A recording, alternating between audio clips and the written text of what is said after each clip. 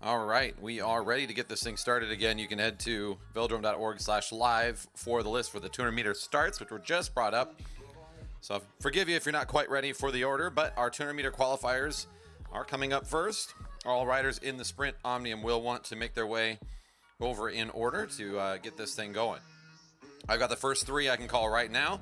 I've got first up is Boyd, followed by Douglas, then Lee. Christian Boyd, Stan Douglas, Hyun Lee are the first three to check in for the 200-meter qualifiers. In order after that, I got Snoblin, Dong, and Pratis, the next three.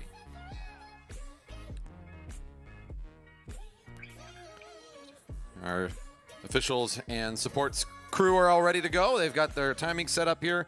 And this is indeed a unique Sunday afternoon offering of racing here at the Velodrome. We have had a couple of them on the calendar this year. This is one of the few and only occasions that we'll have a weekend event this year.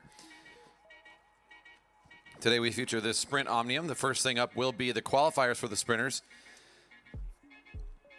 We're also going to have a field of Cat 1, 2, 3 men competing today, as well as Cat 4 men, all riding for what will be an International Omnium throughout the day for those riders.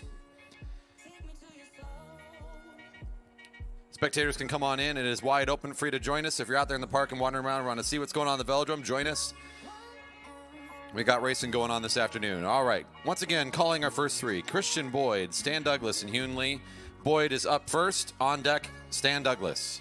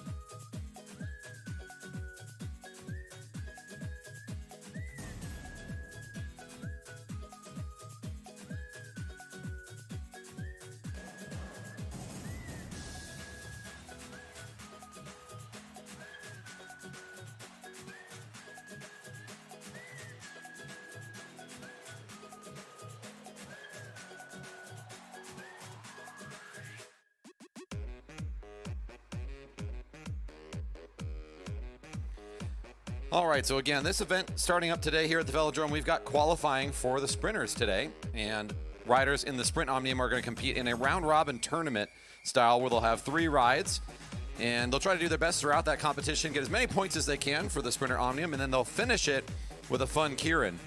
Next rider should be Stan Douglas at the ready area now, with Hyun Lee up on deck after that. So Stan, we're looking for you over in the warm-up circle. Hyun Lee, you're on deck, followed by Peter Snoblin.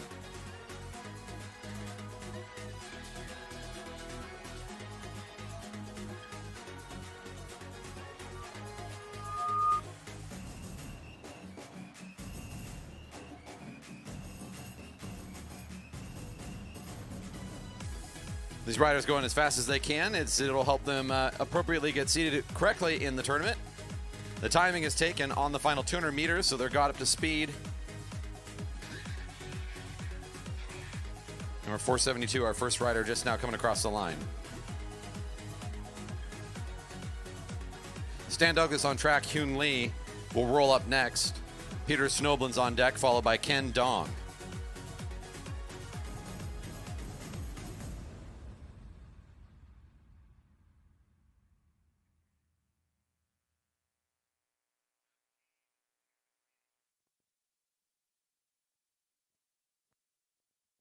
The time for the first rider is a 13.238 for Christian Boyd, 13.238.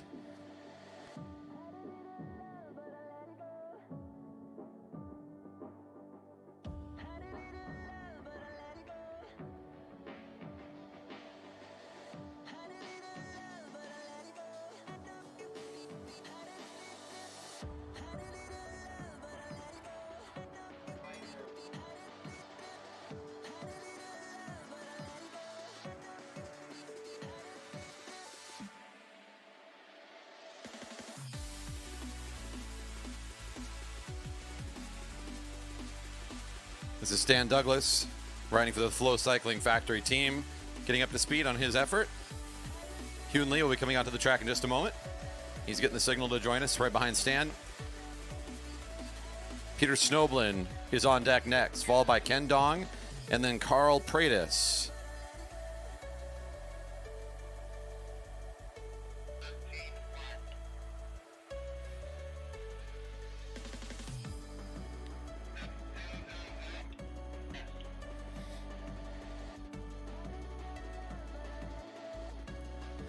Stan Douglas, your time was 13 flat, 13.000. Our fast time so far, our second rider out of what will be a fairly large field. We got 12 riders competing today in the sprint tournament in a round robin fashion, I should call it, today, which will allow each of our riders 3 opportunities to go head to head against others in today's Omnium. They'll be matched up based on these results today from this 200 meters, so they're still going to want to put out their best efforts for this. This is Hyun Lee. It's got the Broadmark Realty Capital team, the white and blue.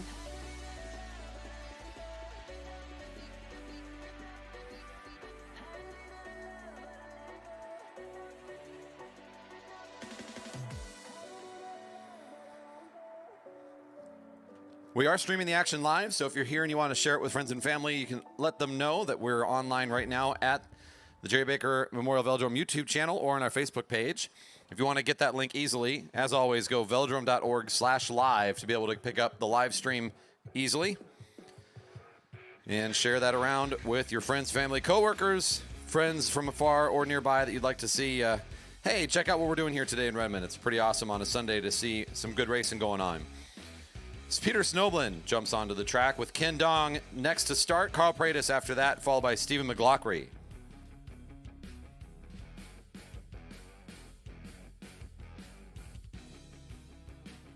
Hyun Lee, your time was 13.365. 13.365 for Hyun.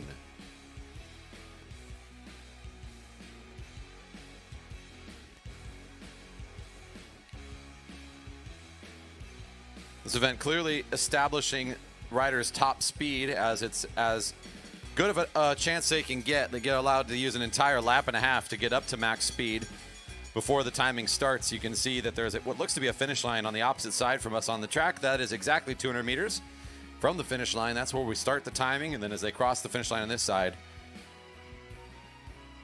that's when we get a look at their time officially. This is Peter Snoblin for his effort today. The fast time so far, trying to break through 13 seconds. That would put him at the top of the current qualifiers.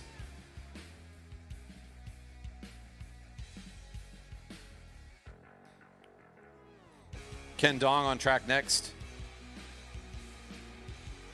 Carl Pratis on deck, followed by Stephen McLaughlin and then Alex Siegel.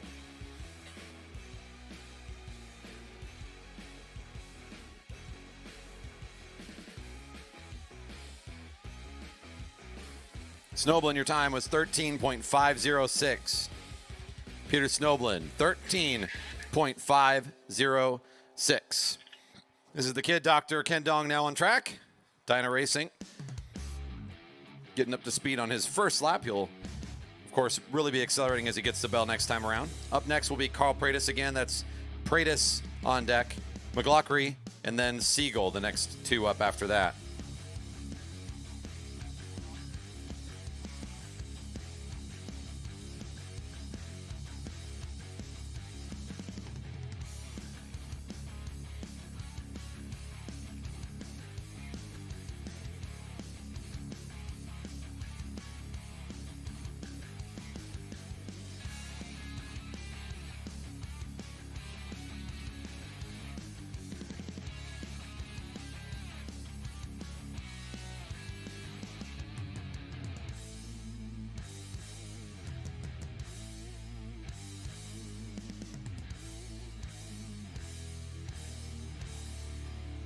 Ken Dong getting the bell.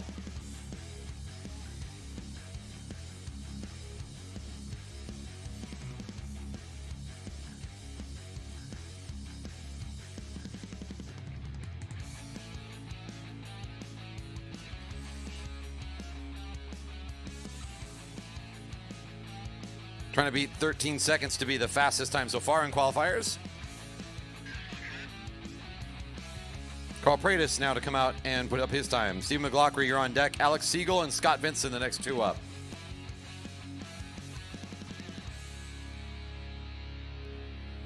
.12.62 for Ken Dong. That'll be our new quick time so far. Ken Dong, 12.62 the time.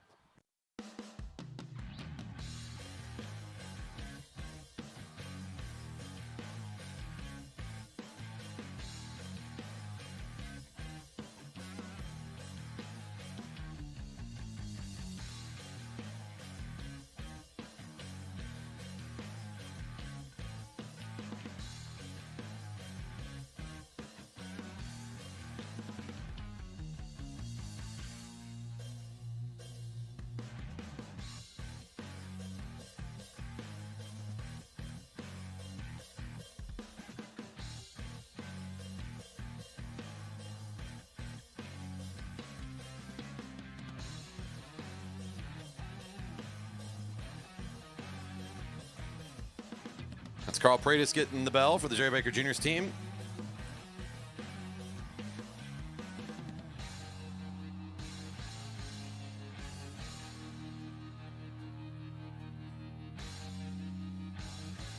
McLaughlin about ready to come on track next. Yes, indeed. He'll get the wave. The quick time, 12.62 so far. Pratis looking to see if he can get ahead of that time set just a moment ago by Ken Dong. Here comes McLaughlin. Alex Siegel, you're up next. Scott Vincent and Nolan Adams are the next two.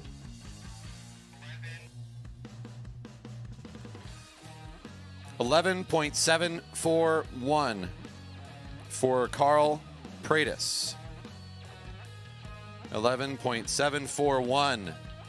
Our new fast time, breaking through the 12-second mark. We'll see where now McLaughlin, one of our Portland area competitors, writing for the Bike Central team, currently on track. We'll see where he sorts himself out in the qualifier.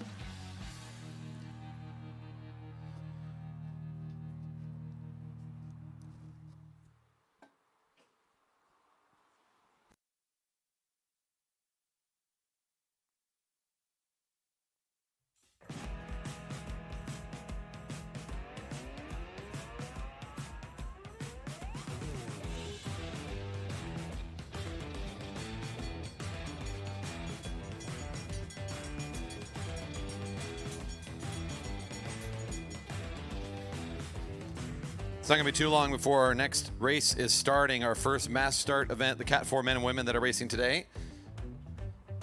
We only have what looks to be 6 more riders to set times, so just being prepared for that. McLaughlin on his effort now for setting his time with Alex Siegel ready to start momentarily. Scott Vincent, you are next, followed by Nolan Adams and Andy Baker.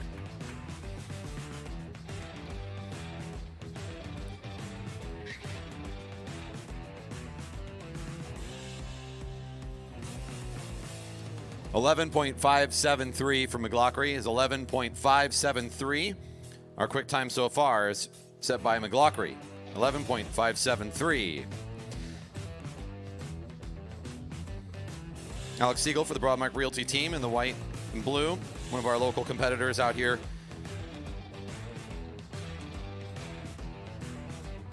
Going to be going for what, hopefully trying to find himself into that low 11s, I would think, trying to get ahead of where McLaughlin is at the minimum. Scott Vincent is up to start next, followed by Nolan Adams and Andy Baker. Our last rider will be Andrew Karlberg. This is now the 8th rider on the track. We've got 12 in total.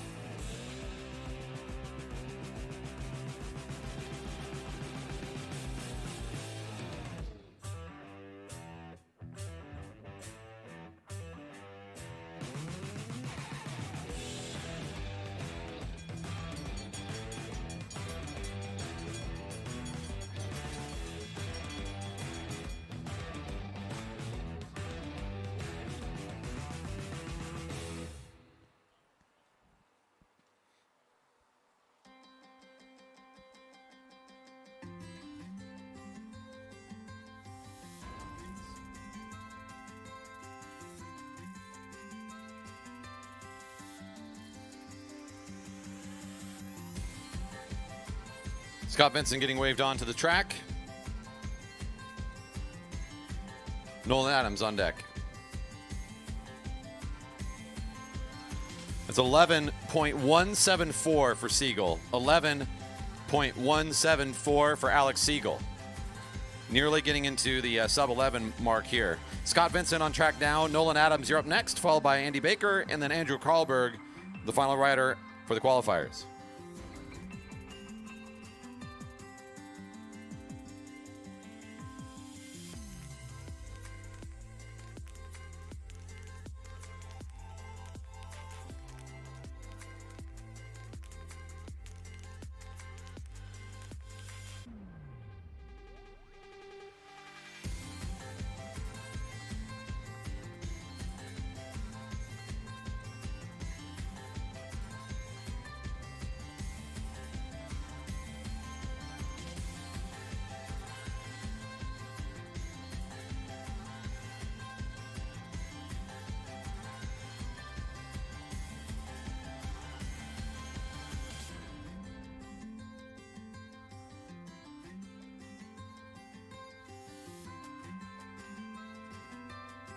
Scott Vincent getting up to speed.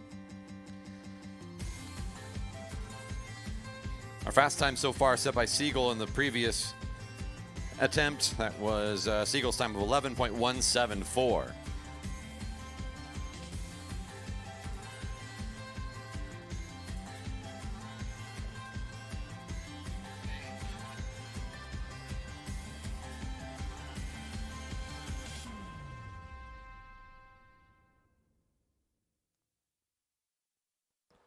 This is Nolan Adams getting waved onto the track with Andy Baker on deck, followed by Andrew Karlberg. Vincent, 13.497. 13.497 for Scott Vincent.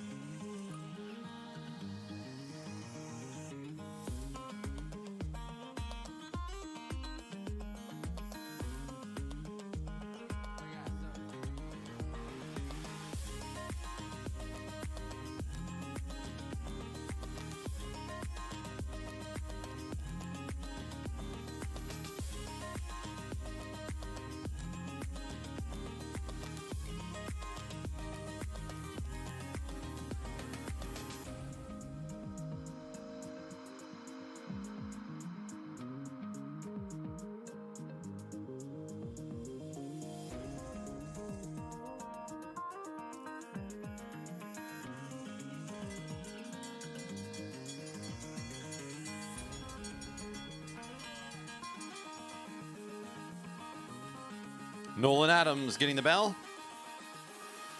Working our way through this qualifier. We'll take these times and then try to match up these riders as best we can for a round robin.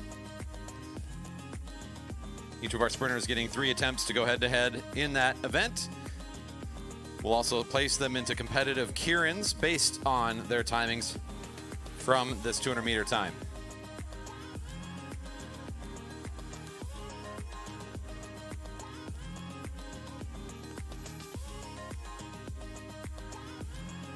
$12.257. 12.257 for Nolan.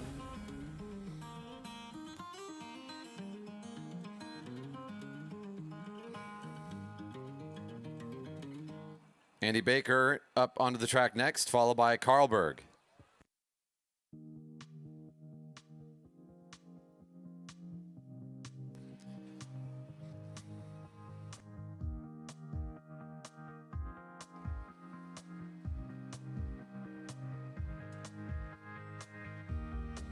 Our fast time still set by Siegel is 11.174, the 8th time of the day. 2 more riders to go. We got Andy Baker now, Andrew Karlberg next, and then we're going to get to the Cat 4 riders for their first race today in their Omnium.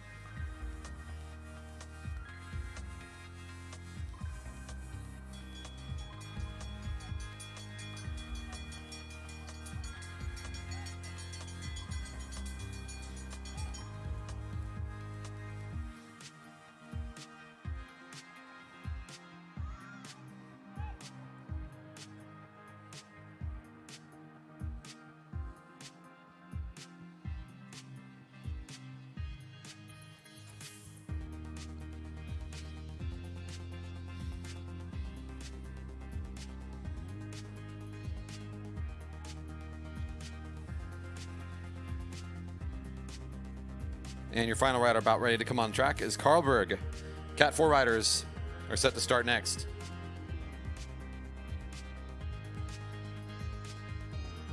$11.514 for Andy Baker, under 12 seconds, but not the new fast time, 11.514, a quick time for Baker. Carlberg, the final rider, is on the track now.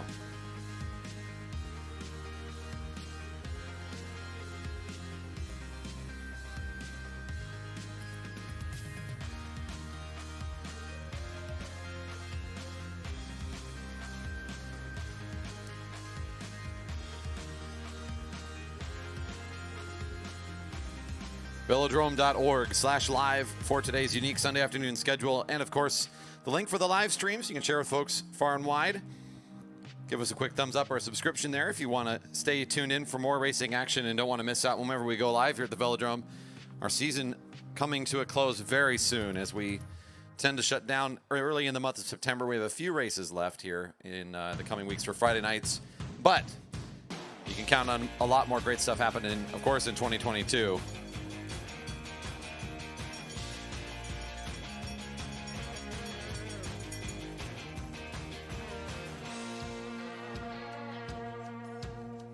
Your final rider here, we pinned to be the fastest 200-meter time week to week on the track. We'll see how he does today. Siegel putting up a quick time of 11.174 is the time to beat.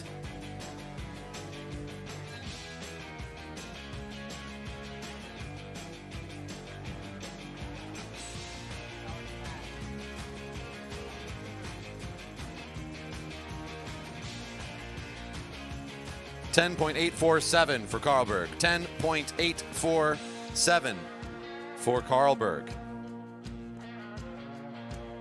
And that will indeed be the fastest qualifying time, with Siegel falling into second position and Andy Baker third. Those will be our top three times today. The Broadmark Realty team pulling in the 1, 2, 3 today on the 200-meter qualifiers. It is the Cat 4 riders now for a scratch race coming up to the rail. We'll get them started shortly, with the officials giving them the neutral lap.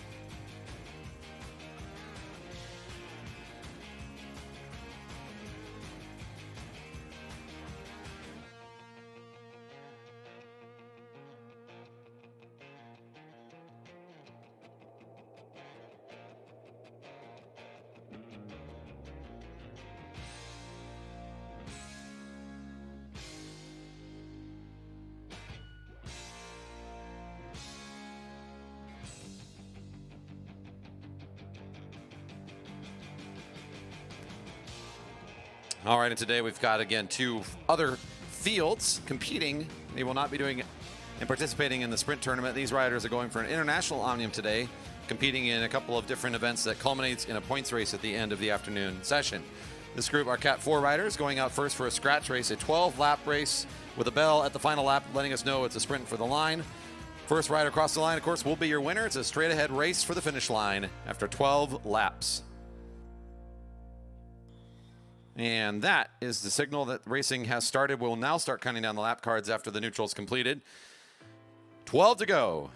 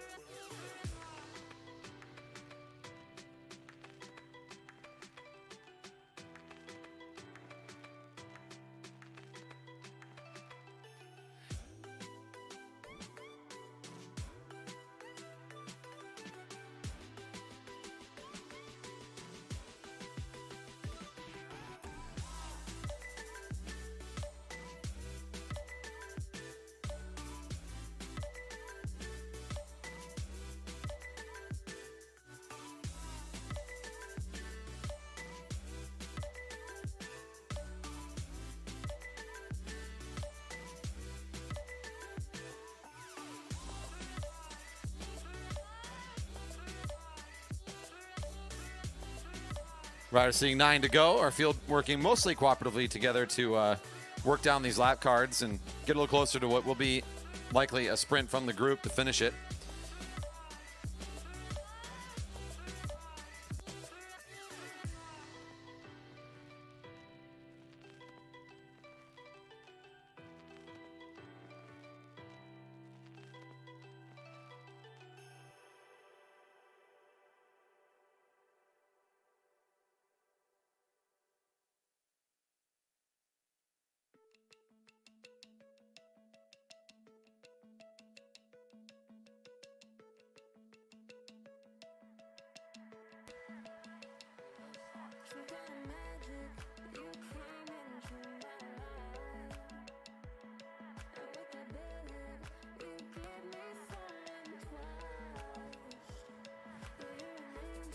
Bit of mid-race acceleration here, guys. The front of the race starting to pull away, and riders in response. Looks like Brendan Confer, the rider, making this move.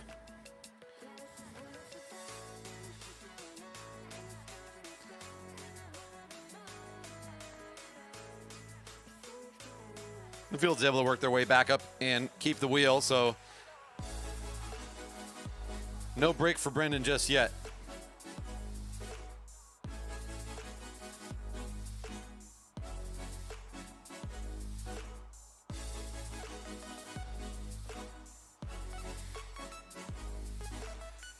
Six to go. That's Hillary Luther on the lead of the lap, looking over the shoulder.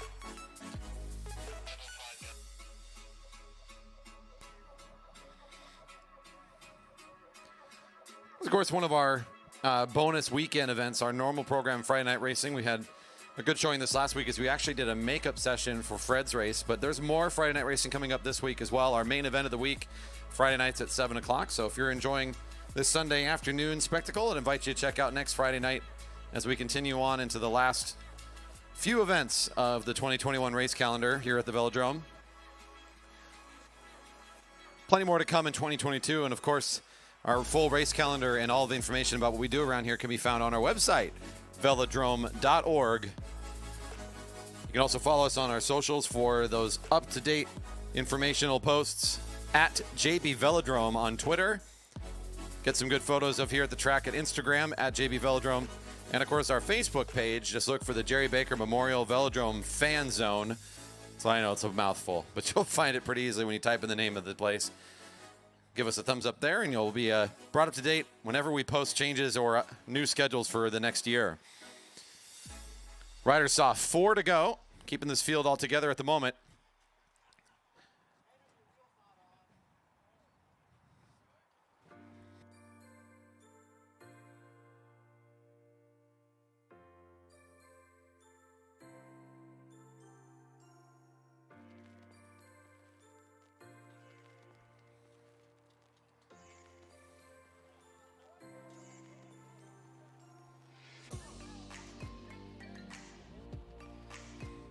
Three to go. 3 to go.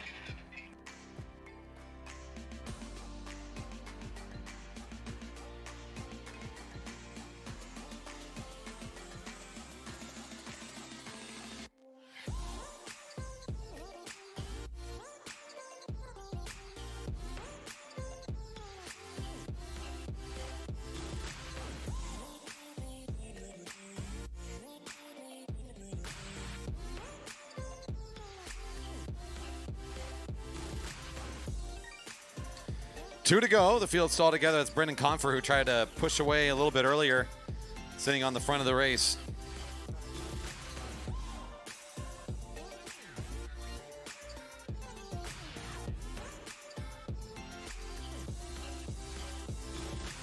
Start list for the Kieran has been posted following all those 200-meter qualifiers finishing up. The draw is the order in which your name is listed. So if you look at the start list now at the velodrome.org/live folder, you are in order of the draw on your start list. Bell's ringing and 1 to go. Brendan Confer still in the lead of this one. Colin Stott's one of the junior riders on his wheel with Will Fowler, another junior, and Henry, I believe, another junior in line. That's Merrick Gallagher, my mistake. The other rider with the red helmet. I keep getting those two mixed up. But all three of them are lined up right behind Confer, so it'll be a lineup of the juniors engaging the sprint behind Confer. It looks like he's going to be able to hold on to this thing. Colin Stott's trying to get around the corner. It's still Brendan Confer all the way home. Will Fowler trying to find a way around the outside. He'll slip in for second. Whoa, a good move for Gallagher as he almost got up for third, I think, but he'll, I think, end up fourth.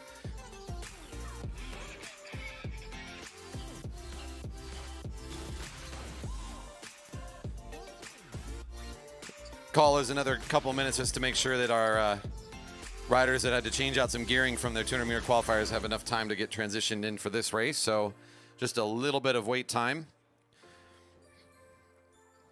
before we bring up the Cat 1, 2, 3 riders today.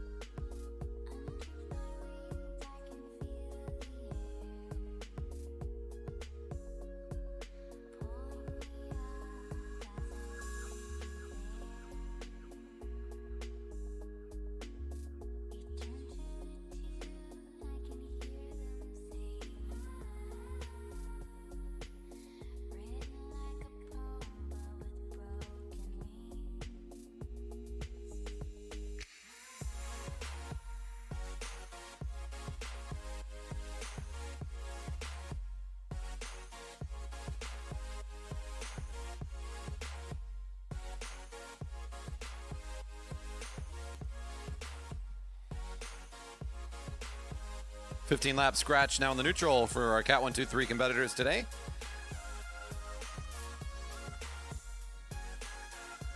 Get them started out of turn 4 if they're all together. And then 15 laps of racing with the bell at 1 to go.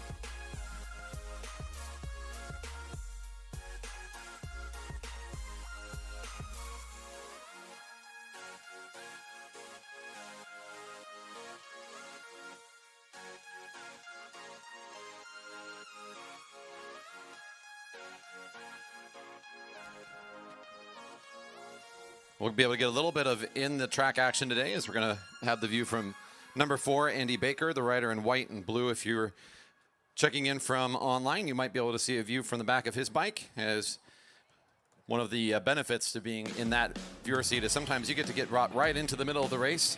I had a comment the other night on YouTube from one of our viewers saying this is really neat because the size of our track does not make the riders look fast. So getting in right in the action really gives you a sense of how fast the riders are going in the middle of the sprints and all of the fun stuff that's happening out here on the track.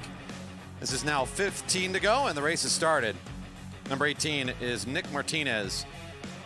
The rider in white and blue is a member of the Broadmark Realty team. He's got plenty of teammates here today. Each rider, though, is riding their own ride when they're out here at the track.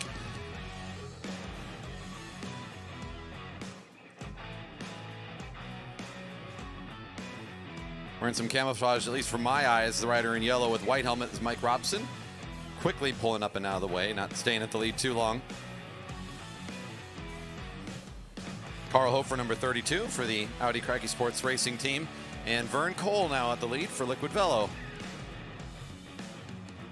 A decent little field here today for our Cat 1, 2, 3 combined group. So some of these riders have ridden with each other recently, especially thanks to the Fred's race competition, sometimes allowing these groups to kind of get more mingled. But generally speaking, Cat 3 men compete in their own field on a Friday night, and the Cat 1, 2s ride separate. But on a Sunday afternoon, we did not anticipate the numbers to keep a separate field. This will make things a little bit more fun.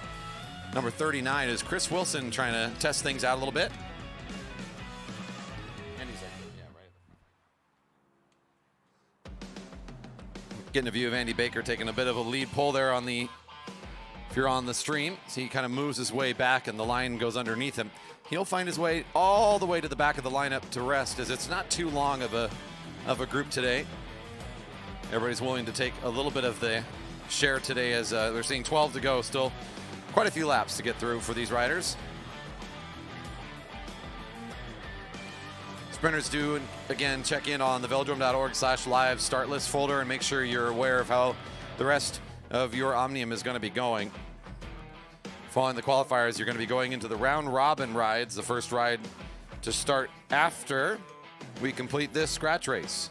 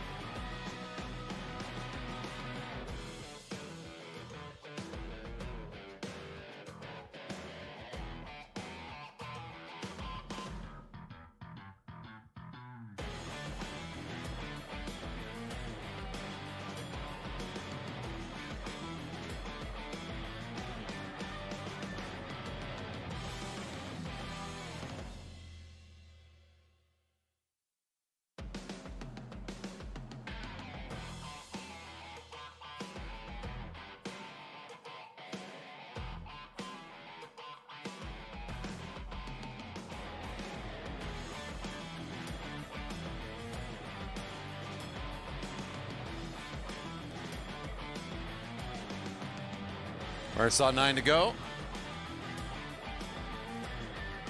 Stephen Wilson's on the front of the field now.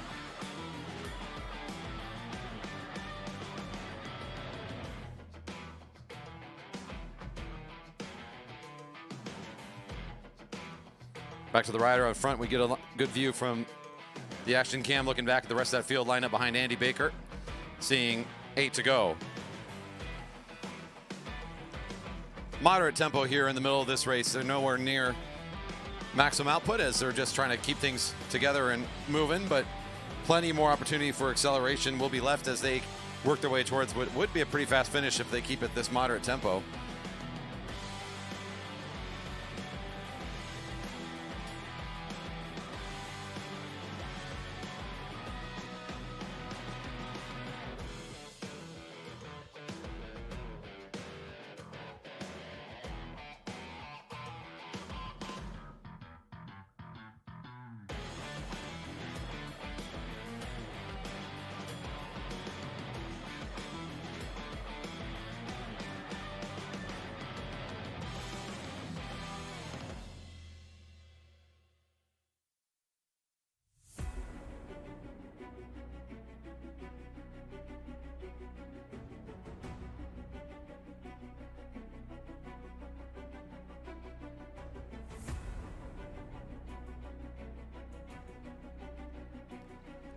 Some quick rotations happening as the field's preparing for the end of the race, although they've still got a ways to get there.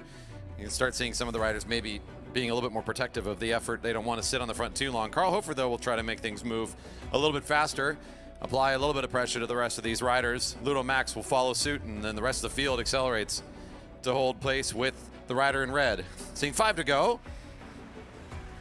Carl Hofer sees the field is right there with him. Ludo Max does a little bit to keep it going, but he'll pull up relatively quickly and watch what happens underneath him. That'll be Nick Martinez now to keep on the front and keep things going as consistently as he can. quick rotations coming off the front leaves Chris Wilson now at the front, and he's willing to try to instigate again. Seeing 4 to go. Mike Robson, number 9, pursuing. Now Peter Snoblin, the lead rider at the front. This scratch race, we'll know when we're in the final lap. Will be signaled by the sound of the bell. We're a few laps out still, but the riders are getting set for the finish. Snoblin and Vincent are the first 2 riders up in the sprint, although I have a feeling that we're going to need to have some rest time following this as we got some double dipping riders today. This is at 3 to go with Martinez and Max sitting at the front.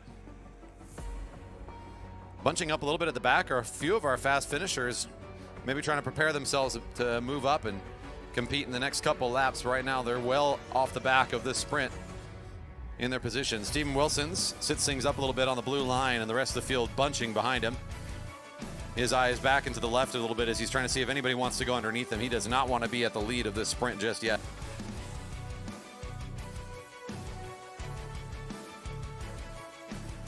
There's our 2 to go mark.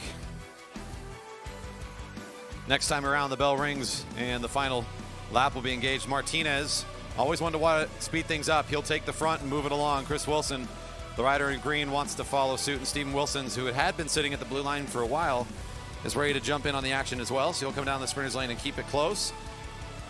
Is he going to keep on it now? As he's at the front, he does like a 1-lap effort, this rider that's now leading it out with the bell ringing. It's 1 to go. The finish now set up. The attack coming from a little bit on the outside position is number 1 is going to slide down into the lead spot, and he's got a very fast 1-lap effort. Rider's starting to get on his wheel, though. Will there be a counterpunch now coming down the backstretch? As Baker trying to get into position. Wilson's trying to get into position. It's going to be Andy Baker sprinting this thing out. We're going to get a view of him coming out of turn 4. Looking back at the rest of this field, it'll be Baker and Carlberg sprinted out. Baker will take this one. Carlberg will go to second. Steven Wilson's for 3rd place.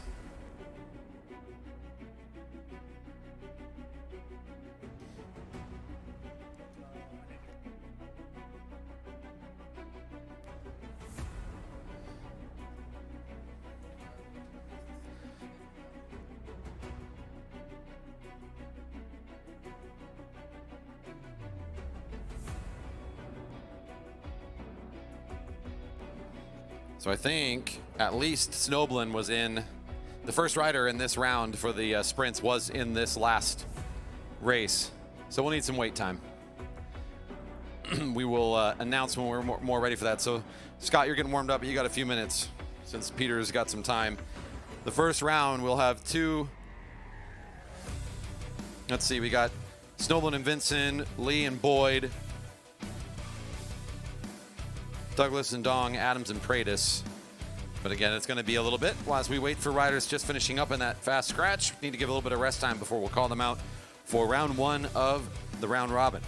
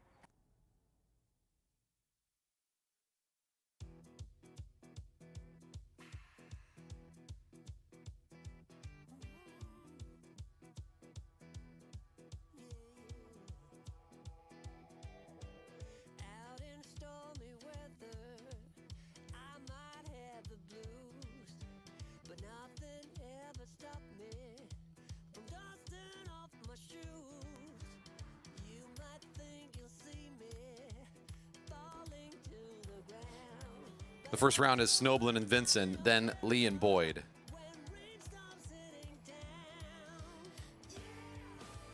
Four riders in each of the groups, 2 ups on the track for the round robin.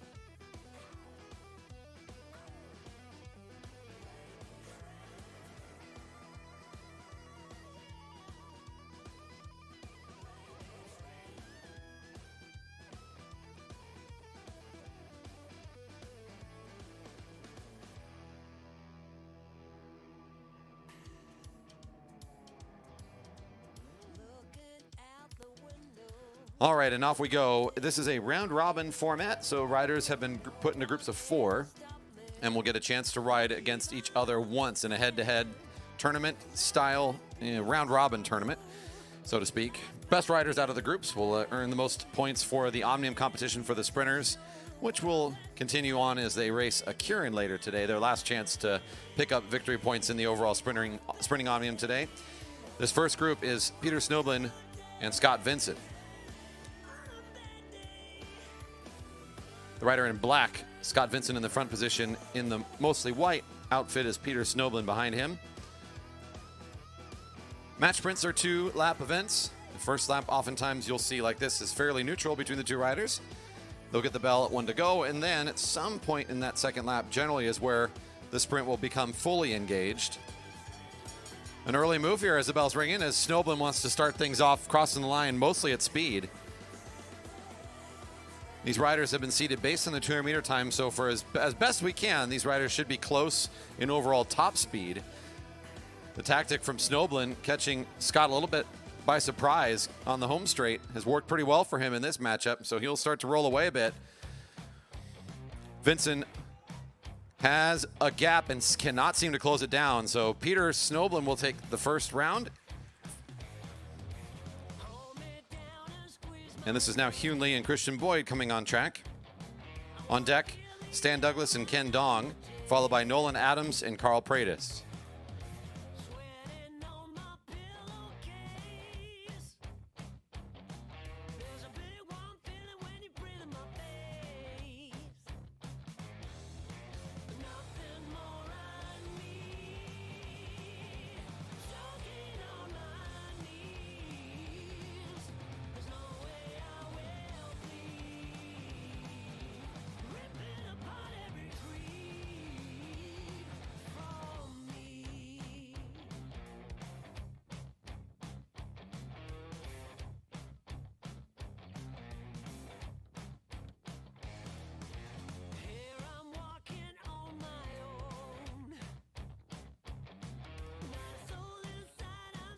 Off we go for this second ride in this group of 4. This will be Hyun Lee, the rider in white and blue.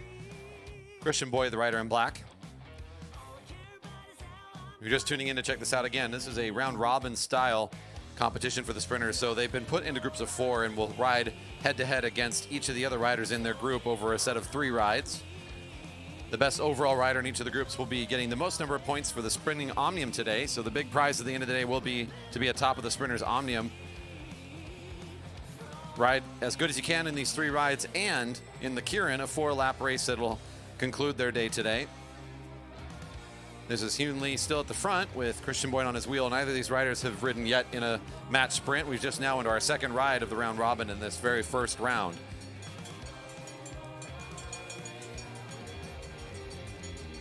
Bell's ringing for these 2. Unlike the last heat, these 2 will ride this maybe a little bit more like a traditional sprinting matchup and take a little bit longer to get up to speed. The muscle set of both these riders probably more preferring the shorter but much quicker acceleration sort of ride where they're going to come up to speed as fast as they can down the back straight. Hyun Lee just rolling him down from the hill. Boyd trying to hold on to the acceleration from Hyun Lee now. See if he can get onto the rear wheel. That'll be his challenge. If he can get up there, he might have a chance to recover and take the front back. Looks like Hyun's going to have enough to hold on to this one.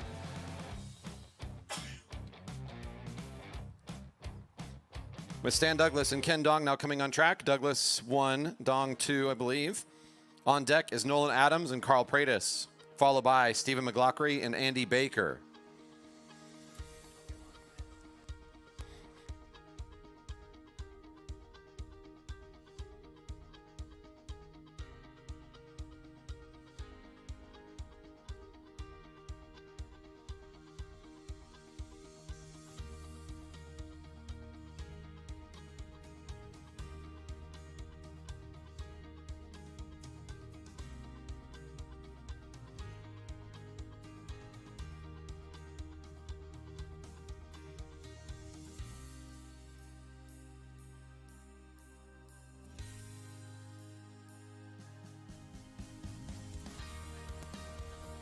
On the track now, Stan Douglas, the rider in blue, with the rider in pink, Ken Dong, the kid doctor, in pursuit for their first matchup. Again, this first round, none of the riders have picked up a victory yet. This is their first ride after qualifying in the 200 meters earlier today. Don't be shy, folks. I know it's still fairly early on a Sunday afternoon, but you can help raise some money for the Velodrome. Come on into the beverage garden and pick up either a delicious beer from Postdoc Brewery or a cider from Locust Ciders. It's a pretty sweet one. I just had it. It's very good. I'm telling you. $5 pours, too. It's a good deal. Beverage Garden open all the way through Sunday afternoon racing. If you want to come in and join us for a little bit and enjoy an afternoon beverage and watch a little bit of racing, happy to have you in here. All purchases in the Beverage Garden directly benefit the Mary Moore Velodrome Association.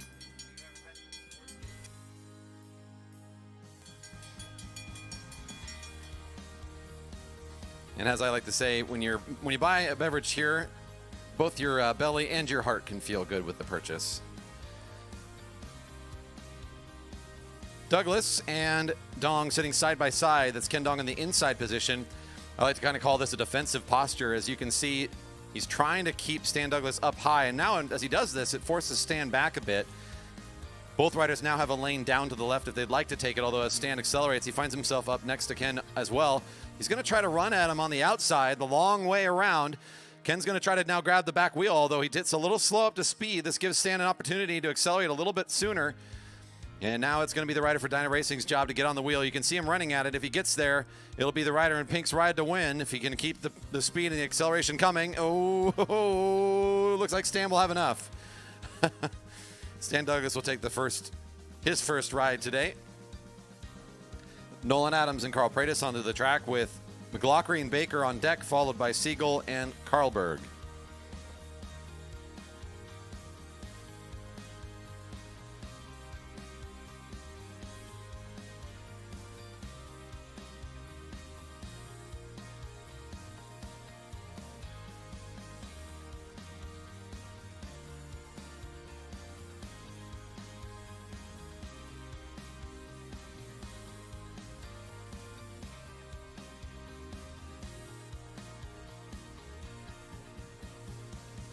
This is Nolan Adams, number 11 for the Dyna Racing team. You just saw his teammate a moment ago.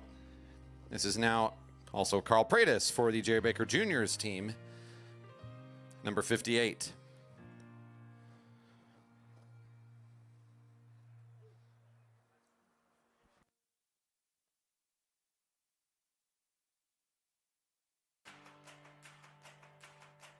Hey, check it.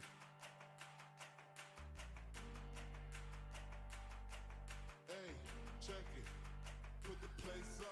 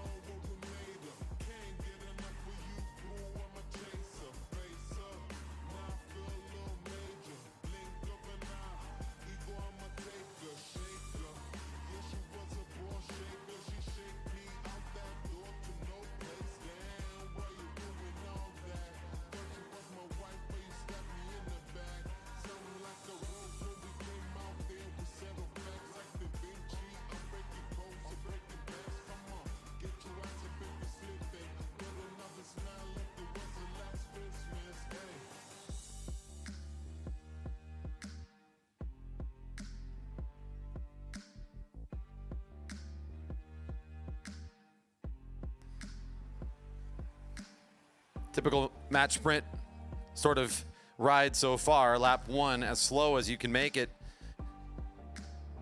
Hitting the line though, starting to accelerate a bit as Nolan's fine, like moving away from Carl just a little bit to try to make that jump up a little bit further for him. But all of that just to allow the rider to get back on his wheel. And now it's Carl Pratis' ride to win as he'll try to accelerate the wheel and come around the outside to beat him to the line. Nolan Adams still in the lead spot, hitting the home straight, but it'll be Carl Pratis accelerating enough to take his first ride today.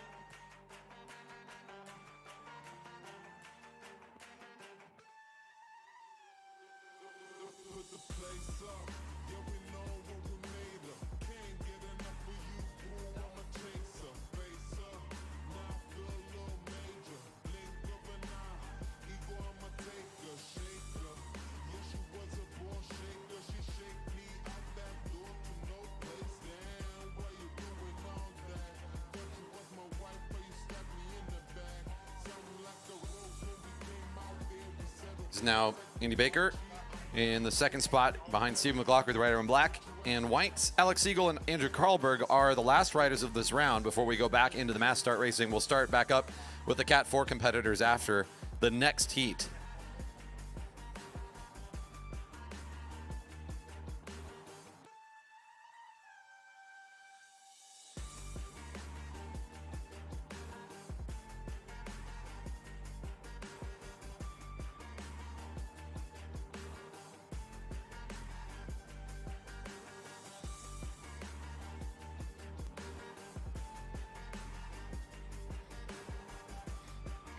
I believe the times in this group were 11.5 and faster in the group of 4 here, in that range. It's a pretty quick times today in our 200-meter qualifiers to be in this final group of 4 for their round robin. The 4 riders in this group, McLaughlin and Baker, Siegel and Karlberg in this first ride. It'll be Baker, the rider in white and blue, taking on McLaughlin, our out-of-towner. He's from Portland. Coming up here, he oftentimes likes to compete for some of our bigger weekend races that we do up here. Good to see him on a Sunday afternoon for a sprint event, as McLaughlin is always ready to throw down in a sprint tournament.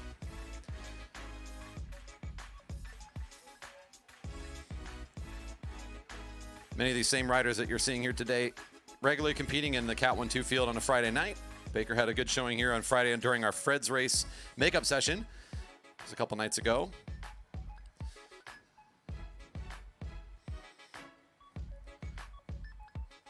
You might think that what's the purpose of being slow and being in the second position? Is that a good thing? Why is the rider in front just slowing down the race and trying to make this a different order or a different position? What's the point of all this? Well, in a race like this, it's most often the rider in second spot that has a lot of advantages, especially if they are able to either go on the attack and surprise the rider in front, or if they're just able to hold the wheel, they can use the draft to get up to speed with the effort of the rider in front of them and then try to come around them into the final parts of the race. There's a lot of reasons to be in second spot. They call it the lead out for a reason, right? If you're the rider in front, there's a lot of things that can go wrong for you too. But at the same time, if you're in front, you're in control. And you can make, in a lot of situations, the start of the race, you oftentimes are going to be the one that's going to initiate, or at the least sort of position the race the way you want to.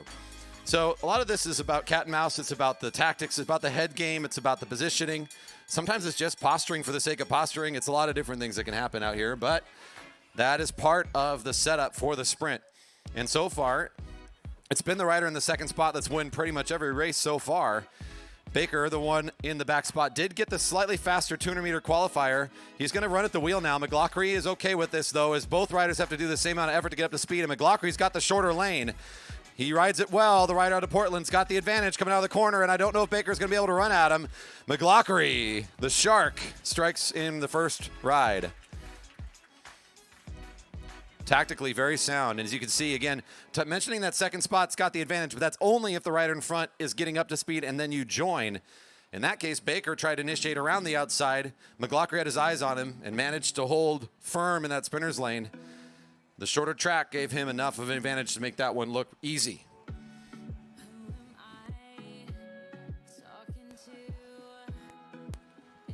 Andrew Karlberg in the first spot.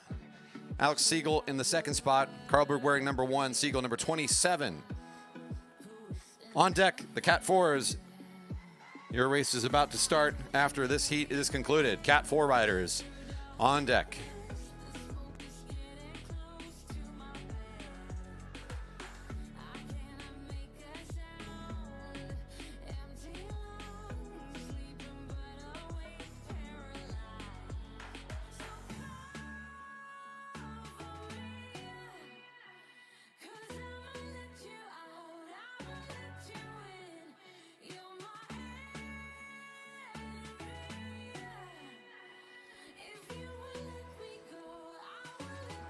All right, so Carlberg drew position 1, wearing number 1. He's at the lead and is committed to do so unless, of course, Alex wants to take it from him. As they go down the back straight, they'll keep in that position.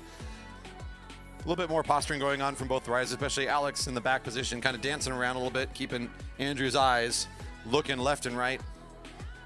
Mostly right as he's riding pretty low on the track. It keeps him well aware that he's going to be behind and above him as he looks over to his right shoulder. As the bell rings, Carlberg brings it up and out of the lane a little bit. A little bit of running room between him and Siegel.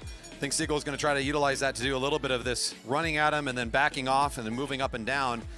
It keeps Carlberg guessing a bit, as by pure speed, Carlberg has about a half-second advantage almost over Siegel from the 200-meter qualifiers. He cannot get Carlberg to jump in a weird way, but both riders do it with speed, and Siegel's able to use the wheel to accelerate, which gives him some advantage here if he can get the bike length of speed back over and around Carlberg. That's a tall order, though. Can he get there? He's pushing it to the line, and Carlberg has enough.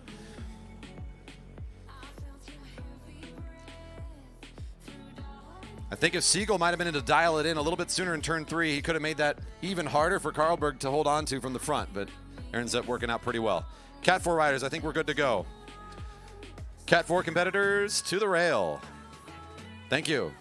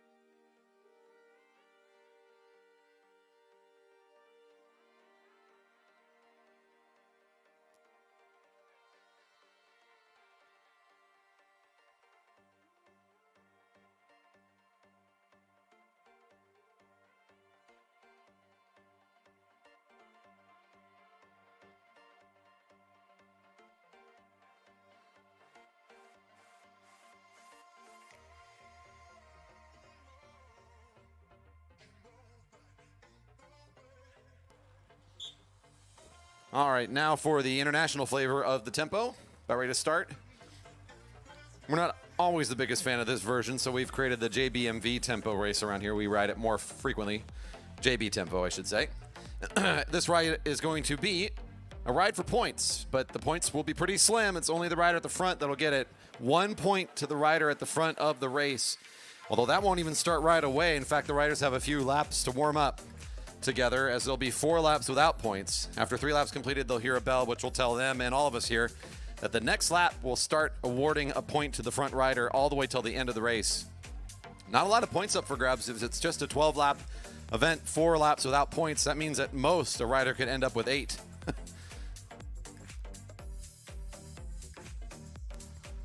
Start them out of the neutral if they're all together. Then we'll start counting down those no-point laps.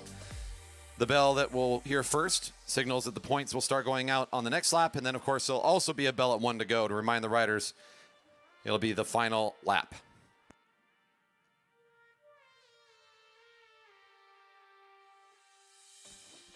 The whistle signaling the start of the race. The next event to happen will be the bell after 3.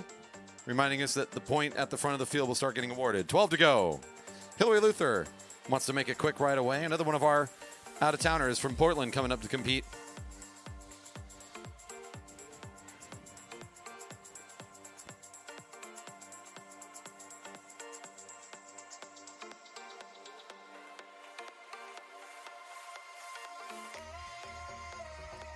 Once again, it's only going to be one deep for the points, 1 point to the front rider, which will also mean that tiebreakers could oftentimes be a pretty big factor for this type of race.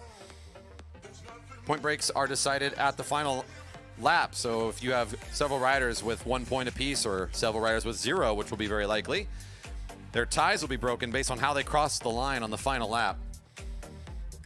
Depending on how many different riders pick up points during this tempo, that could be very, very important at the line. This is part of an International Omnium where riders are accruing points throughout the race events today, and that'll culminate in a points race at the end of the schedule. They come into the points race with however many points they've earned from the Omnium before that. So the better they do here, the more points they start with later. 10 to go. The next lap, there'll be a bell, and then we'll start giving out the point at the front of the field. Up next will be the Cat 1, 2, 3 competitors. They'll also be riding in a tempo. That's coming up next.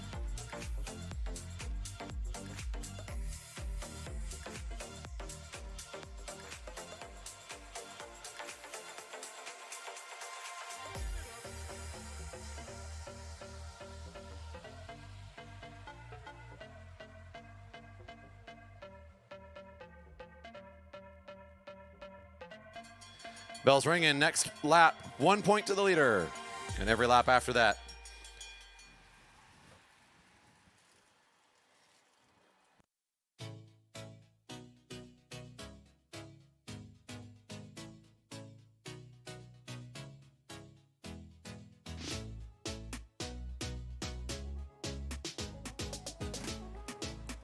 Your winner of the first race trying to get up here for an early point is Brendan Confer.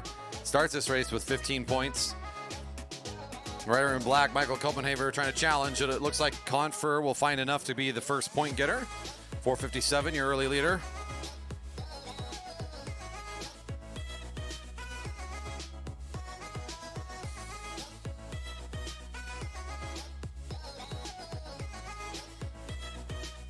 He's still off the front, looking to find more than one now. If he can get a couple of these, he may just very well guarantee himself a victory early with only 8 points available. Picking up 2 or 3 in a row is going to be pretty awesome for Confer now. Put him to 2. Our lone leader, everybody else with 0. At 7 to go. The tempo already breaking things apart as it's going to be all about consistent speed, as the name suggests. High tempo race. Riders need to keep active every single lap if they want to be involved with the opportunity to get a point. Confer being selfish now and trying to hold it all in his back pocket. We've got a fairly organized group of what has a lot of junior riders actually trying to make their way up to where Confer is, although Confer still on the solo break will pick up another point, giving him 3. Merrick Gallagher for the Jerry Baker Juniors team pulls up and out of the way for his group of 5 riders in the chase. Will Fowler now coming up to the front after Alicia Stotts is there momentarily.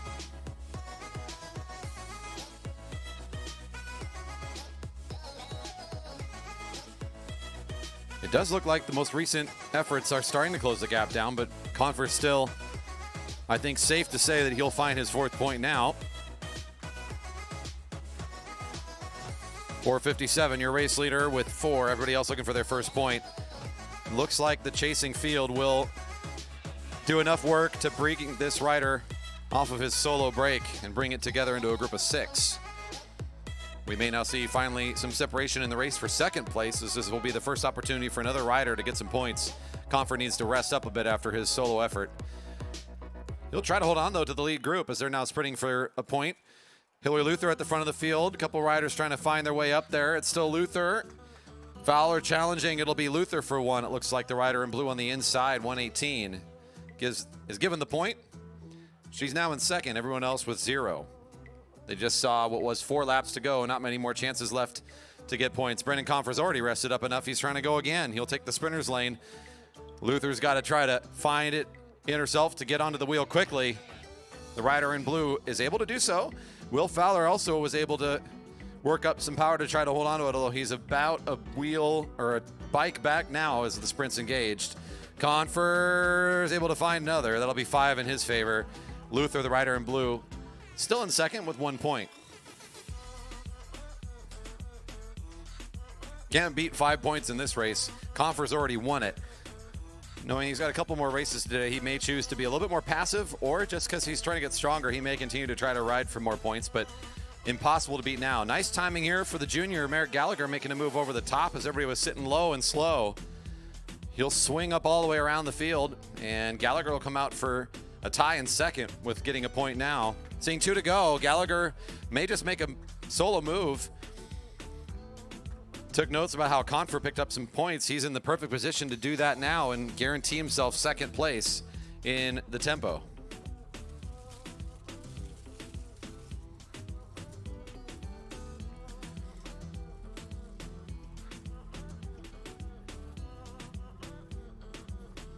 He came into this race in 4th with 12 points in the overall Omnium, so an important move here for Gallagher.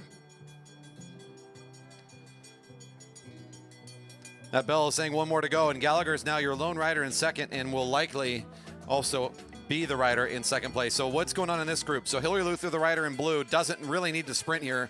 She's in 3rd already based on having a point. The other 3 riders in there besides Confer would be sprinting for 4th. They're going to be breaking a tie with 0 points. So still an important place to be, and that's exactly what Will Fowler recognizes, so he'll make the move out of turn 2. Brandon Confer not interested in chasing that down. He knows he's already done the work he needs to do. Merrick Gallagher crossing the line. There's your second place finisher. The junior making a nice move a couple laps back. And the sprint out of the group. This is, again, the sprint for 4th place. Our riders with 0 points. Will Fowler doing a nice job maneuvering out of the field early. He'll find 4th place, and I believe Stotts will be your 5th place finisher. Alicia Stotts, I should clarify. There's a couple in the field.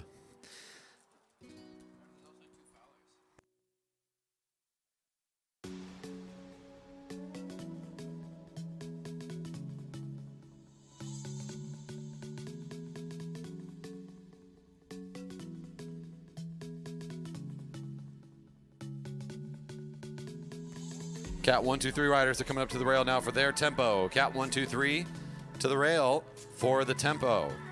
Following this race, we'll resume the second round of the round robin for the sprinters.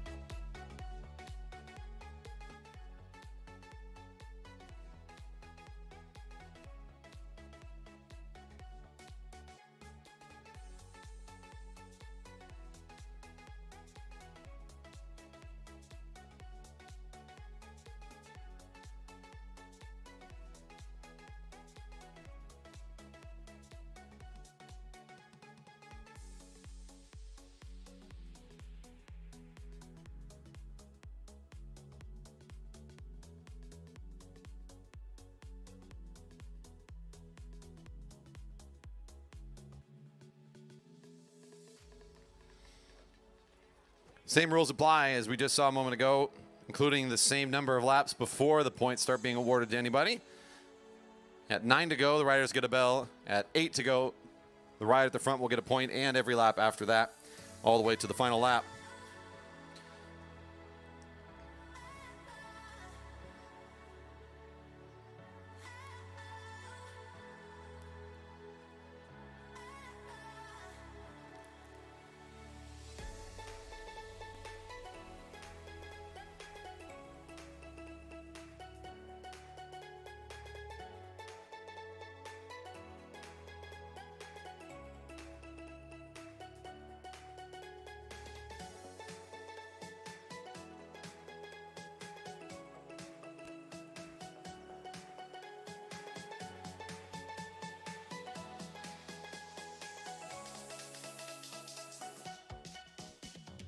Racing is underway. Bell at 9 to go for the points to start going out for the riders at the front. No points yet. 12 to go.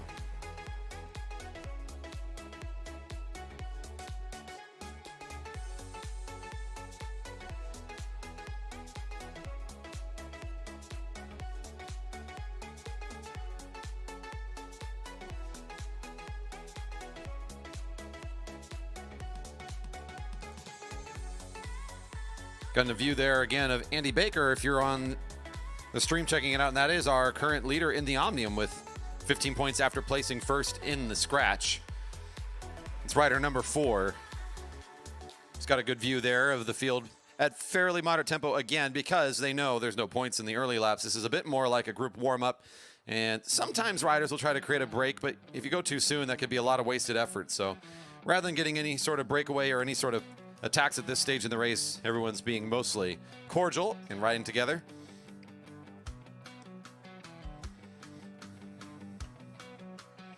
That's Baker now on the front with Peter Snoblin right behind him. Next lap for a Bell. Next lap for the Bell. The Omnium is not just an athletically difficult race, but it is a thinking race too. The overall race for the Omnium requires that you work hard in each of the races, but sometimes you have to know when you should probably just abandon the current effort and save it for another opportunity. The most important race in the Omnium is clearly the points race at the end. So if you're working too hard just to get a point here or there, sometimes riders will choose not to do too much work, and this is a pretty common one if you're not in the right place at the right time to not worry about it too much. The tempo can be a very grueling race, even though it's relatively short once we get up to speed. That bell signaling next time riders will start earning points thanks to Steven Wilson's big move here. I think we can already start to predict who may be our first points getter. A couple riders thought they might be able to jump on that wheel, but Wilson's really accelerating nicely here. The rider in blue is in a great spot and looks to be the early race leader in the tempo. Wilson's for one, number 25 coming across the line well ahead of the rest of this group. Nick Martinez trying to instigate some sort of catch quickly before Wilson's accrues too many points in a row. We saw Confer able to do that in the last group. Martinez does not want to see it happen again. Wilson's restarting things again. It looked like he was kind of sitting on it for a second. He still has enough left in the legs, and he thinks he's got the opportunity to go get his second point. It looks like that'll do it for Wilson's 2 in a row. And indeed, he will abandon the effort. Probably the right move there as the field was about ready to catch him. No need to work any harder than that. He'll get back in the lineup, and now it's Mick Martinez at the front of the race, and it's someone else's lap to get some points. Chris Wilson finds himself accelerating now out of turn 4, well ahead of the rest of the field. Wilson for his first point. Now he moves into second place. Wilson still in the lead with 2. Wilson's number 25 sitting at the back of the lineup of this main field. Chris Wilson still on his attack.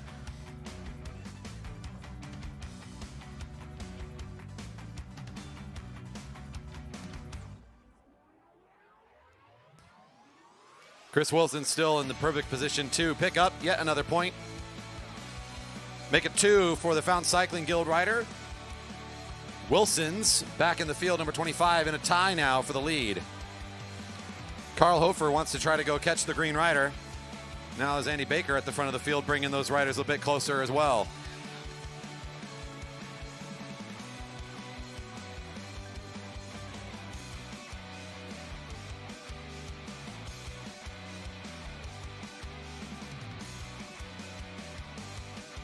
Another point now for your new race leader as Chris Wilson's on a solo athletic effort here. Very nice for him.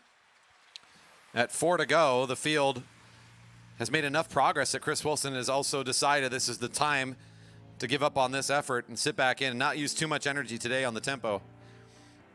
You just want to be in the top 5 or so, and by getting a couple points, you know you are. Wilson's think he might be able to win this race. Andrew Karlberg, that's not the racing surface. Back on the home straight, Steven Wilson's the rider in blue, trying to get back into the lead. He'll take the tie back in his favor after that one. So 3 to 2 different riders, number 25 and number 39, tied with 3 apiece. Someone else's turn to go get something, as it looks like that's going to be Baker now off the front, making a big move.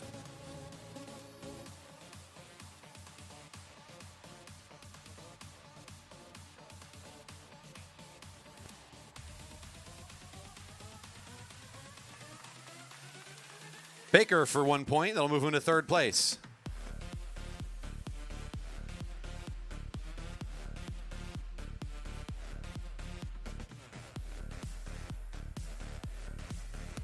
Big gap here open up for Baker, and this is a good opportunity for him, as if he can get 2 more in a row, he'll be in a tie for the lead, but if he finishes the last lap in front of the other riders, he'll be your winner. So if he can get the last 2 points, Baker will win the tempo as well as the scratch, setting himself up nicely for the overall Omnium today. Well-timed move.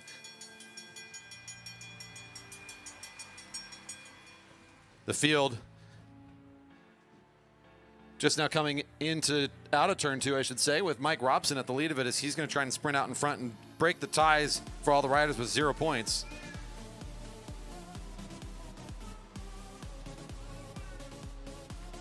And here's Baker for his final point. Indeed, it was well planned out for him.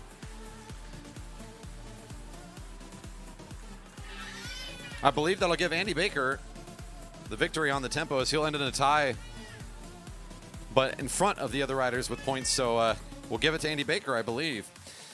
A good race for him, and well-timed for the effort there that he put in on his own. The story of that tempo was riders is breaking off the front for a couple laps each and getting their points when they had the chance to do so. We're going to take just a moment here, as again, one of the riders in this field will be riding in one of the early sprint rounds, or one of the early heats in the second round of the sprints. Second round of the round robin will start in just a few minutes.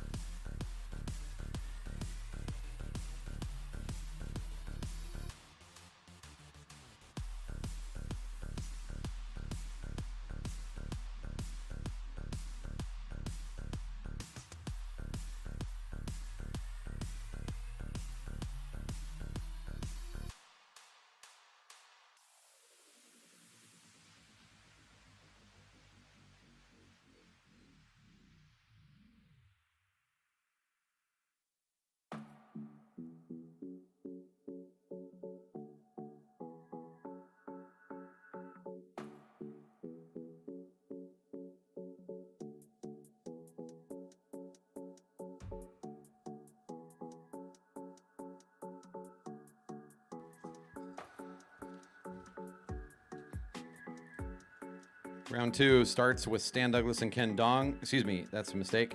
Starts with Scott Vincent and Hyun Lee.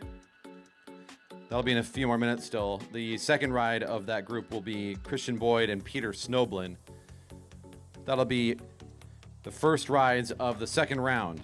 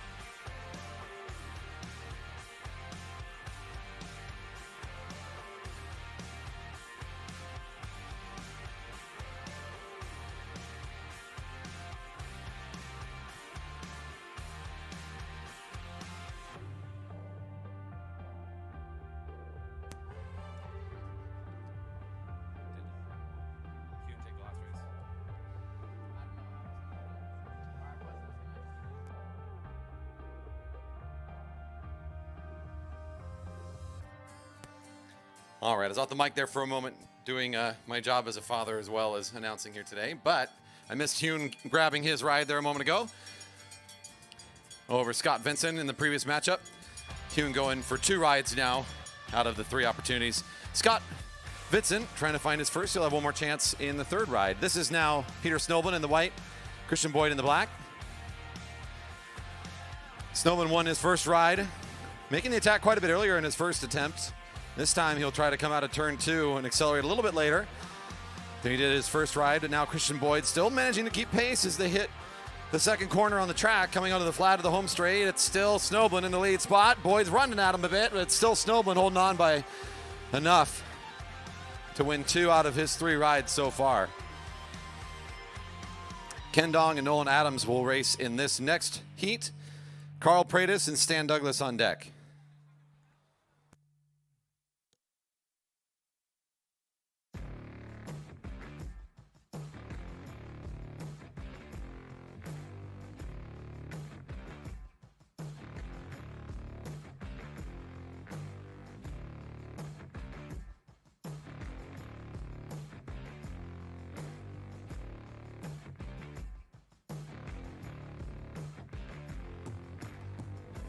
Teammates going head-to-head here.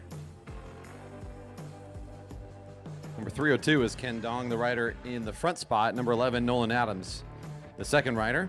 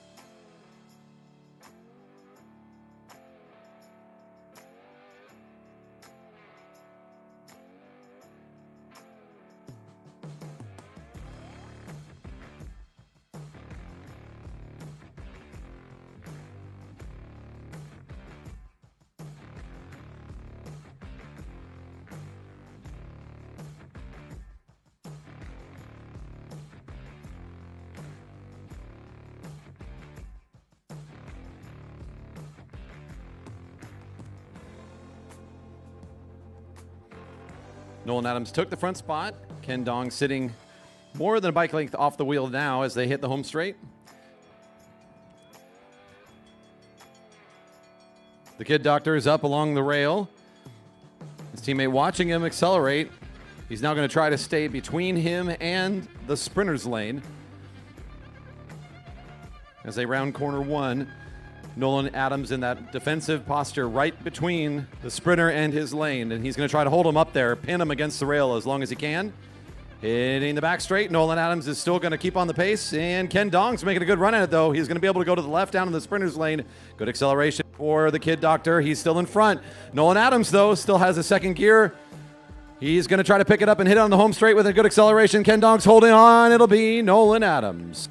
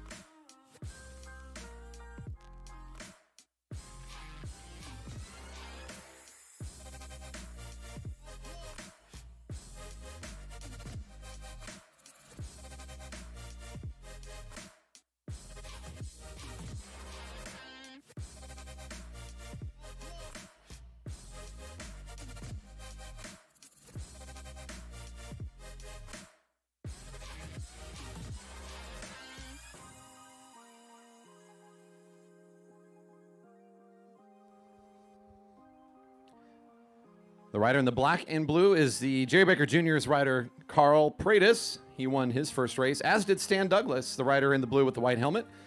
So in the first round, both riders in this group were able to pick up a victory. We'll see who can come out of this one with 2 to be the best rider so far for these 4 in the sprints round robin.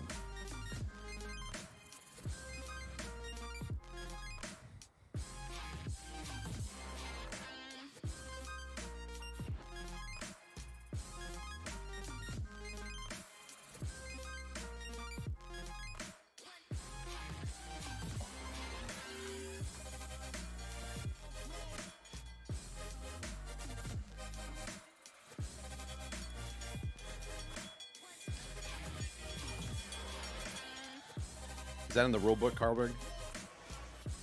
I know.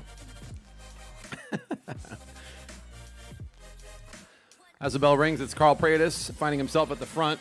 Now as they hit the back straight, he's still waiting to fully accelerate. Stan Douglas is taking a wide line. Still has room to turn left if he wants to. He's going to kind of get up onto the wheel, still sitting high, close to the blue line, rather than down in the sprinter's lane.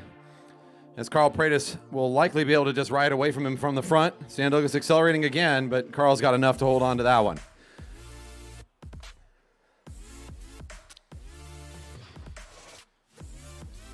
I know you're doing stuff. That was no way to ride a sprint.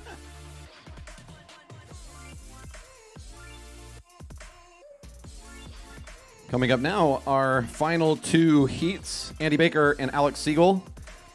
We'll go head-to-head. They're followed by Andrew Carlberg and Stephen McLaughlin. Then we will go back to the Cat 4 riders for the elimination.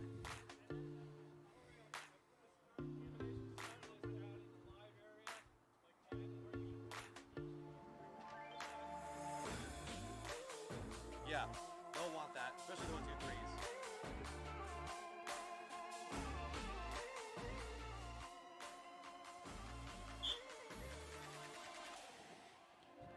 Teammates again in this ride, it'll be Baker and Siegel, with Baker, the rider in front, number 4. Number 27, Alex Siegel. Both of these riders will be looking for their first win in the round robin. The next 2 to come up both won their matchups against these riders earlier today.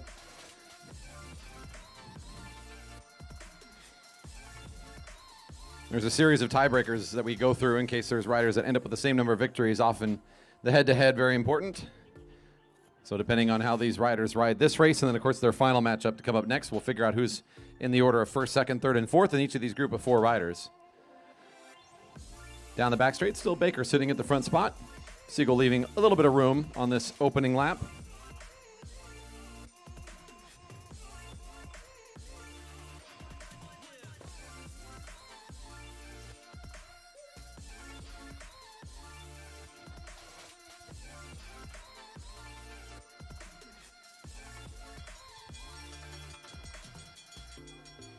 More speed earlier this lap coming out from both riders as Siegel comes to the front, sitting on the left now. He'll do something similar.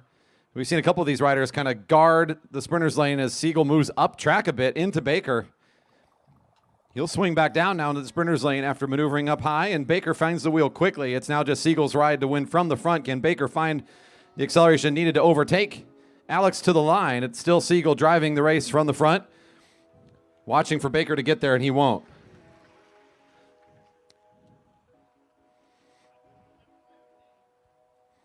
So Alex Siegel will grab his first win in this round-robin format. Here comes 2 riders, both with a victory each. Carlberg and McLaughlin. McLaughlin from the Bike Central team in black. Looks like he'll be in position 1, and Carlberg will get the 2nd spot.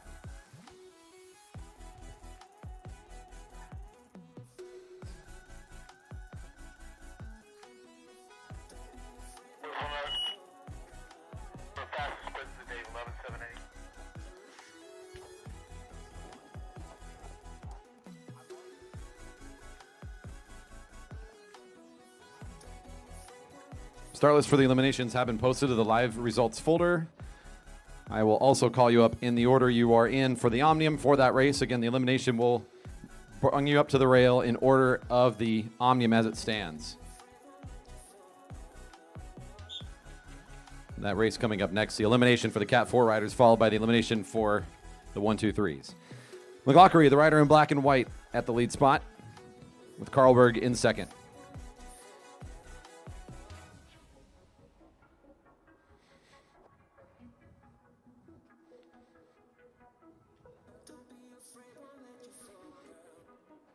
Unless Carlberg clearly indicates it by his positioning on the bike and the way he maneuvers. The front is for McLaughlin to have and for their forward momentum to be maintained through the first 200 meters. So you can see what looks like a finish line kind of opposite us. Once they get to that area of the track, it actually is permissible for either the rider to come to a complete standstill. Sometimes you'll see that from some of the true sprinters wanting to play that game of forcing position, and effort is spent going completely still on the track, but it is possible thanks to the fixed gearing on these track bikes. Both riders keeping it nice and cool here on the early parts of the lap.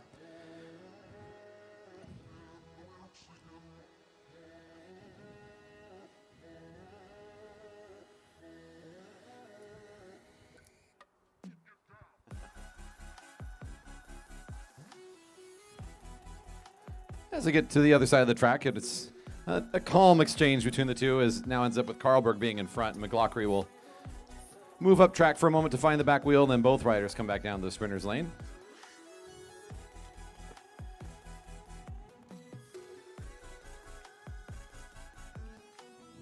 And after all that, it's Carlberg at the blue line right in the middle of the track as the bell is ringing.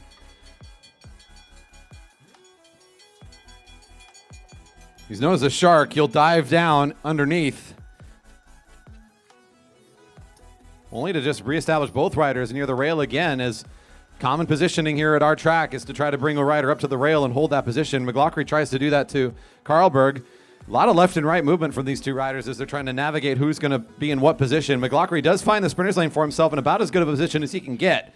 Carlberg, with about a half-second advantage on his 200 meter, will put that to the test and use it here to outspeed him around the outside. Carlberg will take that ride and find 2 wins so far in the round robin. Time for the elimination. So I will call riders in order, starting with the rider at the top of the list for the Omnium so far. Give me just one moment.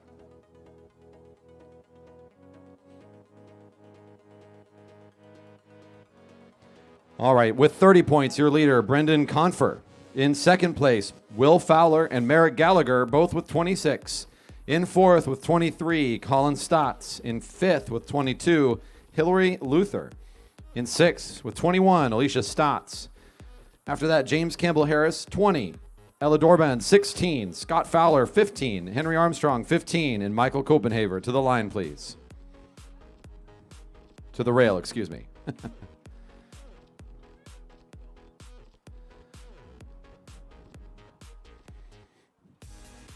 As close as we can to the order is called. Thank you very much. We'll get this elimination started. The officials will get you going.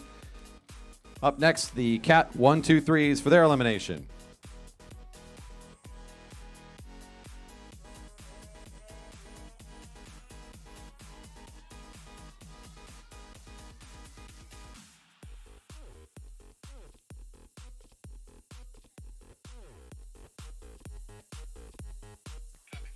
And the ride now getting started. Eliminating down to the last rider in this elimination. It'll start practically immediately once they get around. They're going to get the whistle out of turn 4 that the neutral is over.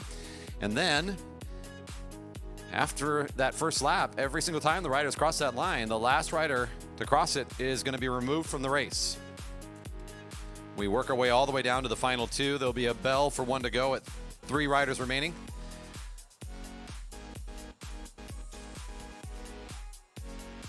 Again, the longer you can survive, the more points you get for the Omnium, which will conclude with that International Omnium points race, the final event for these riders. That'll be their next race.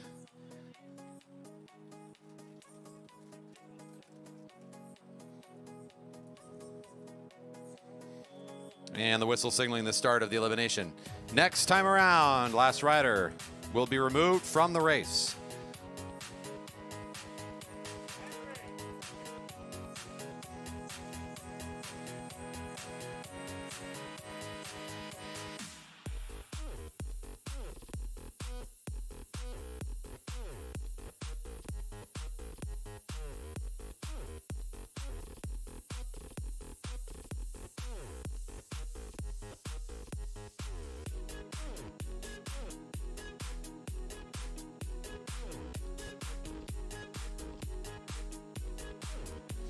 Might be down low, or the first elimination will come. 217. 217. Ella Dorbond. Ella.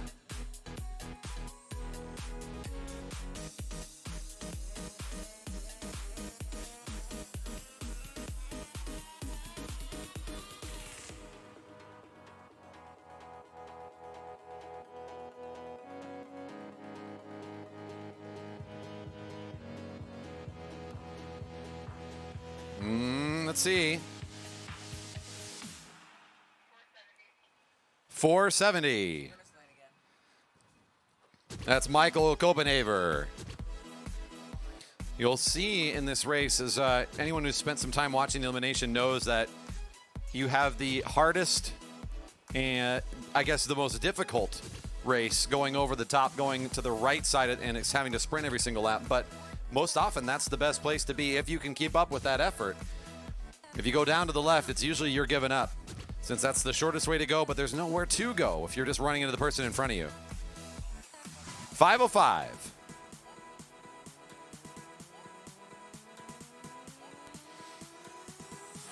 It'll be Henry caught that time.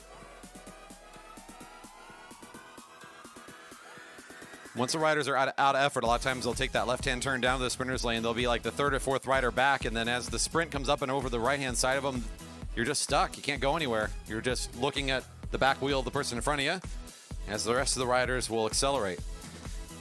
So if you want to stay in the elimination and you got the power to do so, moving to the right is the competitor's way to go. 4:08, Colin Stotts.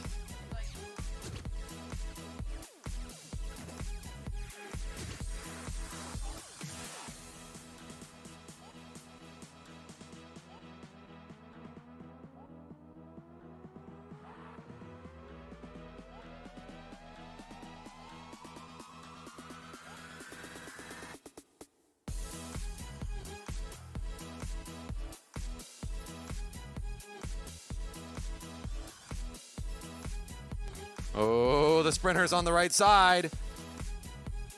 4:40. That's Scott Fowler. It was him, I believe, Gallagher and Campbell Harris in a sprint, as those three were making a good run at it. Once again, it'll be Gallagher and Campbell Harris on the outside having to sprint head-to-head to hold on this lap, it looks like. Alicia Stotts might also be having to go to the right and accelerate. If she stays up there, she may be going down to the left. Let's see where Stotts goes to, the rider in green. It's Gallagher and Stotts in the back. Ooh. 2:04 is Alicia Stotts.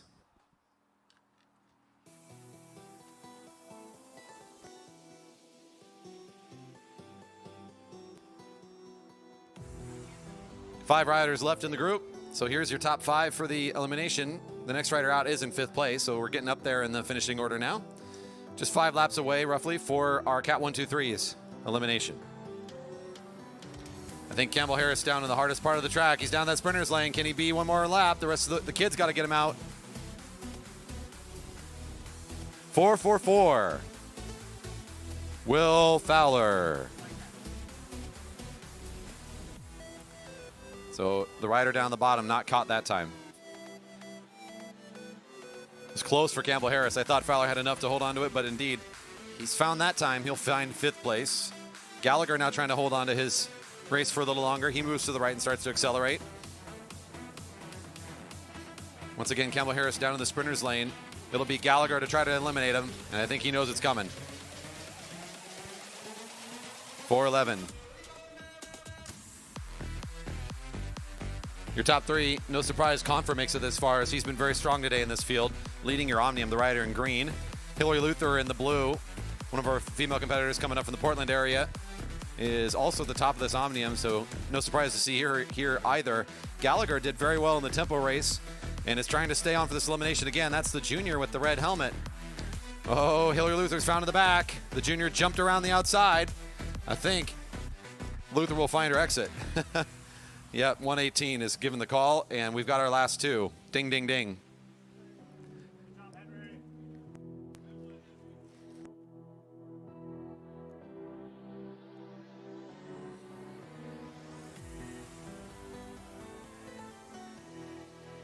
The sprint is on between Confer and Gallagher. Great work for both these riders to get to this point, but now it's just to sort out who gets more points for their Omnium standings. It looks like Confer will ride away for the big points. Gallagher still getting plenty out of that, though, a second place finish. That'll pay off nicely for the points race coming up later. Cat 1, 2, 3s, I'll call you up in order for the elimination. Cat 1, 2, 3s coming up now in order of your points. In first with 30 points, Andy Baker. In second with 26, Steven Wilsons. In third with one less S at the end of his name, Chris Wilson with 25. With 24 points, Mike Robson in fourth. And in fifth with 20, Mike Darlene and Carl Hofer. After that, I got Nick Martinez, Peter Snoblin with 16, Ludo Max, Joe Spranger with 15, Itai Malikoff, 14, Vern Cole, 12, and Andrew Karlberg at -1.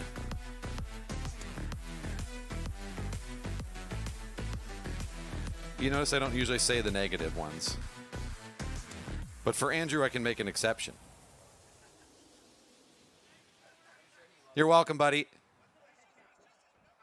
It really is his number. Yeah, they just put a minus in front of it for some reason.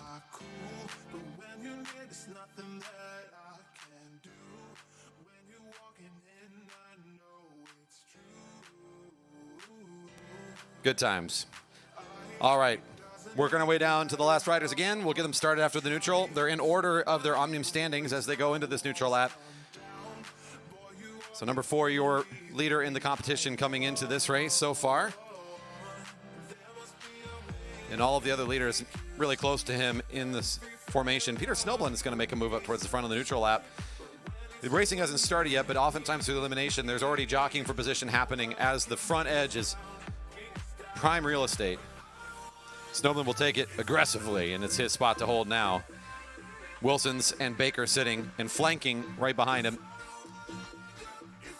Next lap, we have an elimination.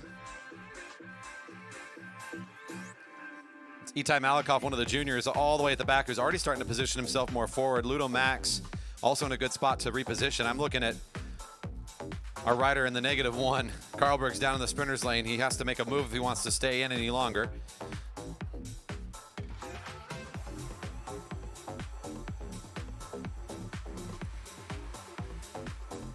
And he will not. Number 1. Karlberg.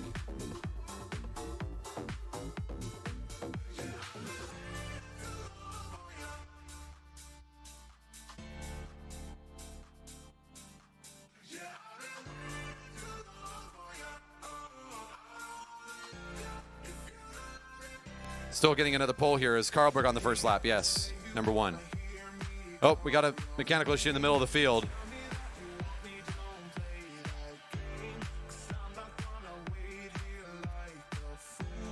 Neutralization for 3 laps in the eliminations right now. We're neutralizing eliminations for 3 laps. 3 laps of neutralization. Time for Andy Baker to maybe get himself back in the race. Neutralized for 3 laps. Neutralized for 3 laps. Neutralized for 3 laps. No pulling. 3 laps. Neutralized. Neutralized. No elimination. Nobody needs to be sprinting right now. There you go. No pulling for 3 laps.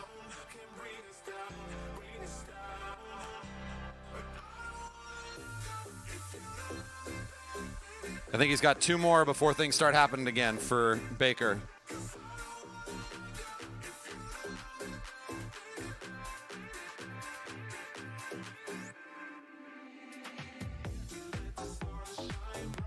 You got 2 more, gentlemen, before the polling starts happening again. Neutralized for 2 more laps.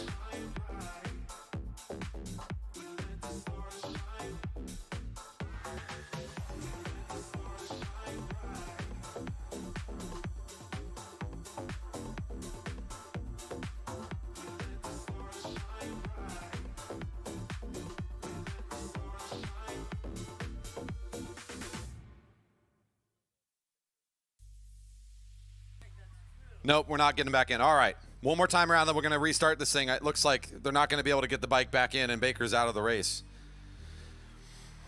Restarting next lap, I believe. We'll get the bell ringing next lap to indicate the eliminations to start after. Bell will ring next lap.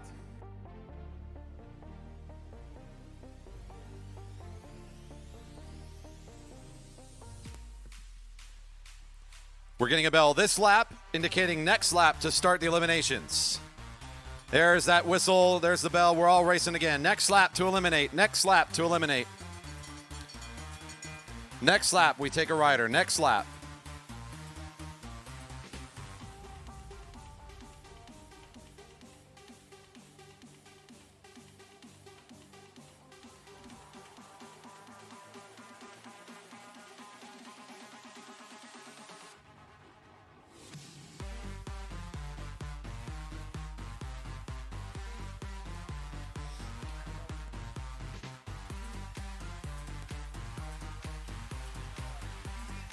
.303 is Snowblin. I see Frank Lynn on the YouTube channel checked in a bit ago to say hello. It looks like one of our photographers likes to come out here, is tuning in from afar. Also, thanks for the subscription. Helps us out with the channel as we continue to grow and trying our best to get the word out that we do a pretty good deal of racing up here in Redmond, Washington. Another elimination to come as we're working way down just to the final two. We got to keep working these riders out. It's Itai Malakoff at the back of the group. Can he get enough acceleration? Not this time. 324 is called out.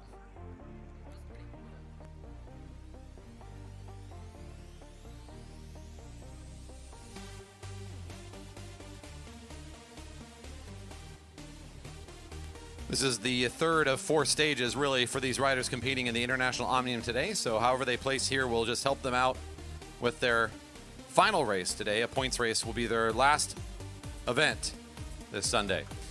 Ooh, right in the middle. Who's it going to be? 32. Carl Hofer. That time. 2 riders side by side was, I believe, Mike Darlene and Carl Hofer. Darlene's pretty far up on the Omnium. He manages to stay in a little bit longer here, so he's trying to stay in the top 5 or 6 spots if he can. That's the rider for Center Cycles in the dark blue, who's near the back. He'll be side by side Ludo Max here as we'll sprint again to see who can stay in another lap.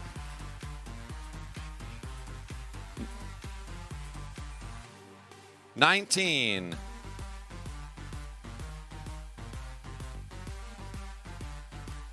That's Vern Cole. 7 riders left in the group. Stephen Wilson's one of those riders at the top of the Omnium. He came into this in 2nd place. That's the rider in blue at the lead of the field right now.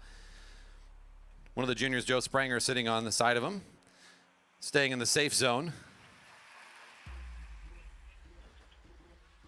18.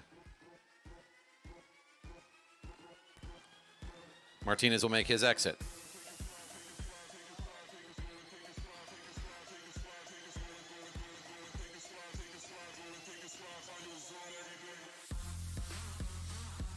Six riders left. Another one coming in is Darlene's got the long way to go. You make the move around the right side of the group.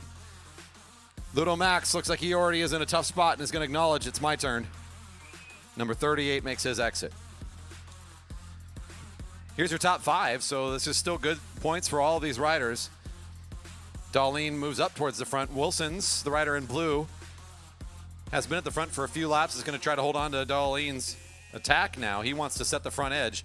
So now it's a big rotation at the back of the group as they're all trying to stay away from the back end of this thing. It's Spranger now left out, possibly in the dust and eliminated. We'll see if he can make a move. It won't be in time. 3:33.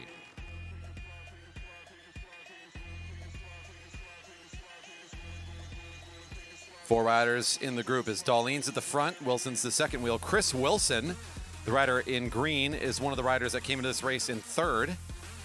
Robson was in 4th, I believe, or 5th coming into this. So the rider in yellow also in the top of the Omnium looking for more points today. Looks like they're all going to bully out with Darlene here in a moment. It will be 31 for Center Cycles called.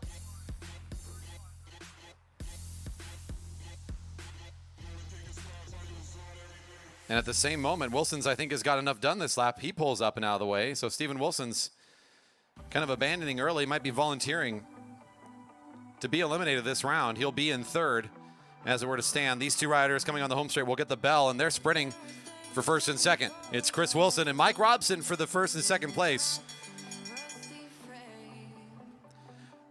The most important race is coming up. That's the points race, and Steven Wilson's, he's still in this race for the Omnium, but he knows when to save some effort. Got enough points out of this one. All right, 25 is eliminated in slow-mo. The sprint from Robson. He'll try to close down this race. The rider in yellow with the white helmet doing a nice race today. He'll pick up the big points on the final lap. Robson will make his exit, as will now Chris Wilson, finishing up in second place.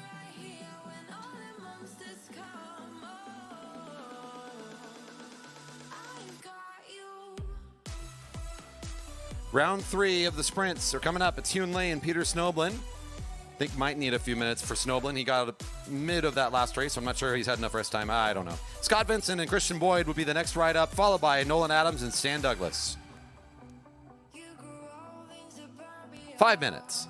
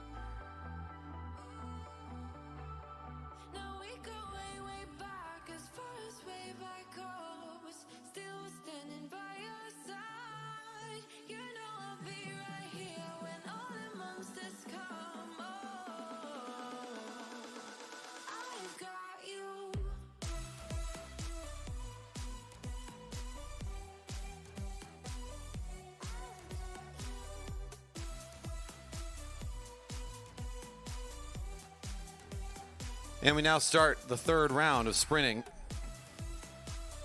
In this round robin, riders get to go head-to-head with each of the other riders in their group one time. This is Peter Snoblin in the front position and Hune Lee in the second. In their final attempt in the round robin today, each of the riders in the sprint Omnium will get one more chance after this last round. They'll be racing in a Kieran.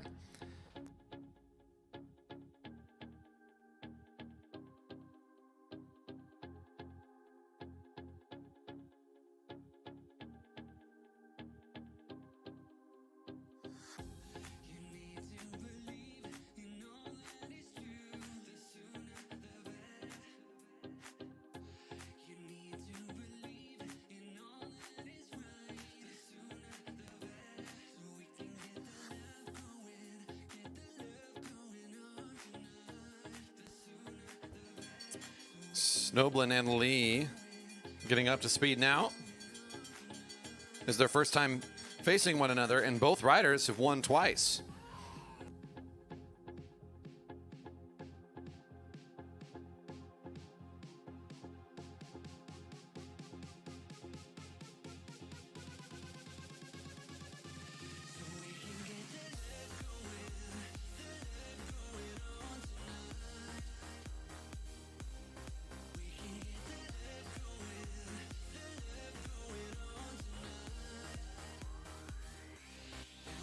And that'll be Hune Lee to take the tiebreak for the top of his group. Up next, Scott Vincent and Christian Boyd.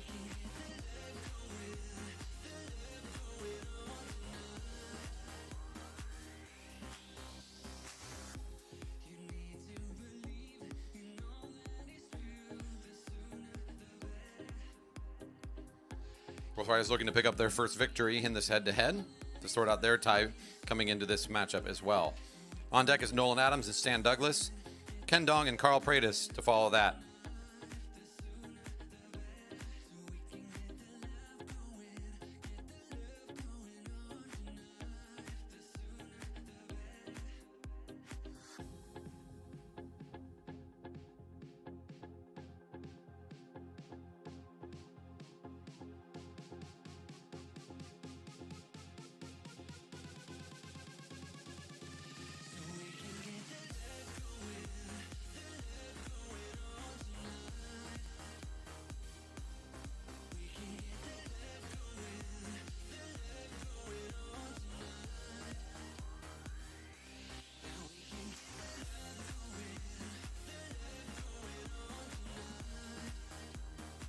Scott Vincent, the rider in the second spot as they hit the back straight. The rider in front of him, Christian Boyd. Again, they'll be sorting this tiebreak out for the third place in their group of 4.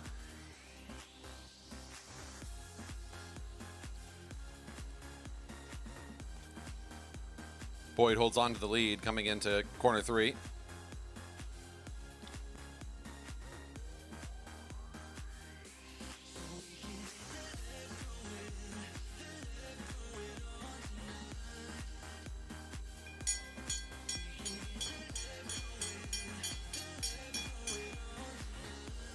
Boyd still leading out the sprint.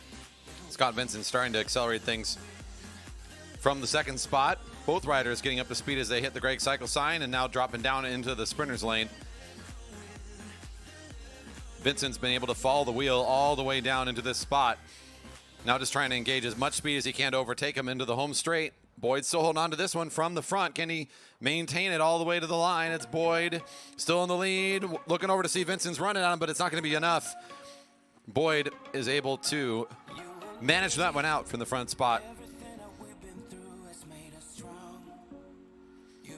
Our next ride in the third round, Nolan Adams and Stan Douglas. On deck, Ken Dong and Carl Pratis.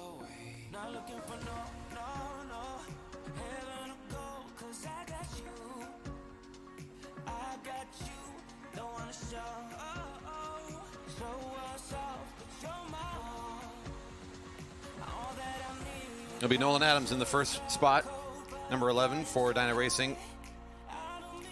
Stan Douglas, number 369, Flow Cycling Team, will draw the second position.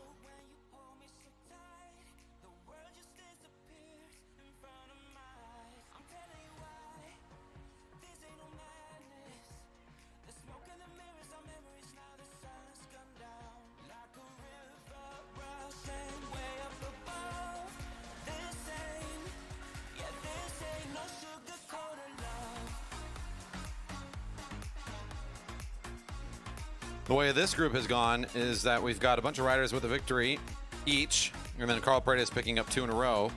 Nolan Adams has got 1, Stan Douglas has got 1. That's the 2 riders that find themselves in this matchup now. So the middle of this group, they've got to break the tie for second and third between these 2 riders. So whoever wins this one would end up overall second in this group of 4, the other in third place.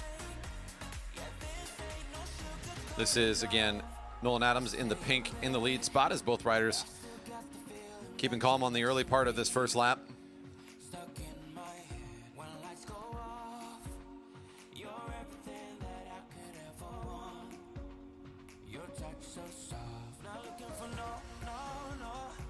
Douglas will take the front as they hit that 200-meter line on the opposite side from us.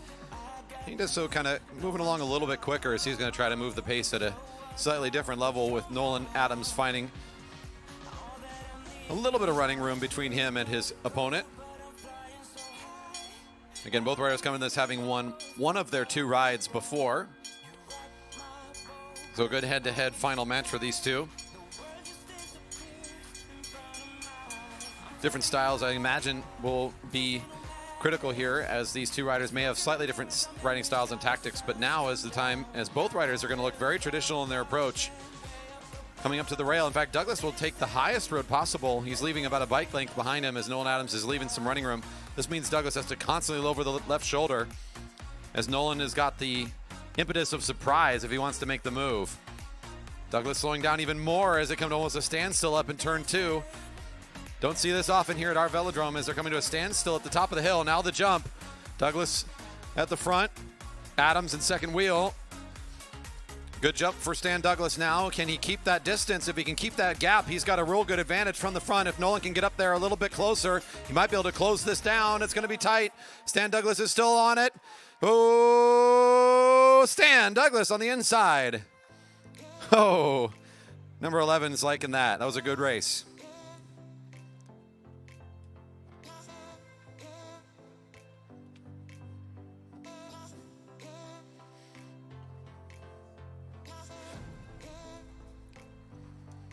Ken Dong in the front spot, number 302. Carl Pratis, number 58, will be in the second spot.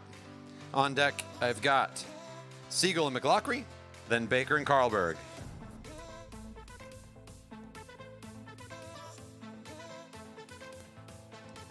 Off we go for this final round for these two riders. One more race for everybody in the Sprint Omnium, as we do have that Kieran at the end of our schedule today.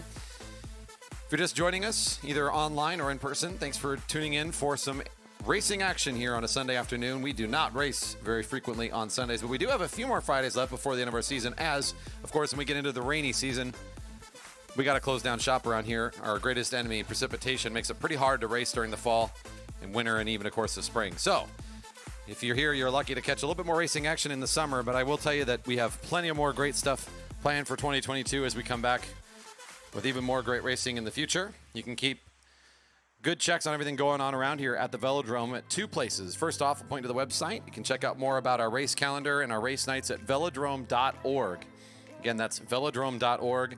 And of course, if you're more onto the social media side, you can get updates from Twitter, Instagram, and Facebook. You can find us on Twitter and Instagram at JB Velodrome.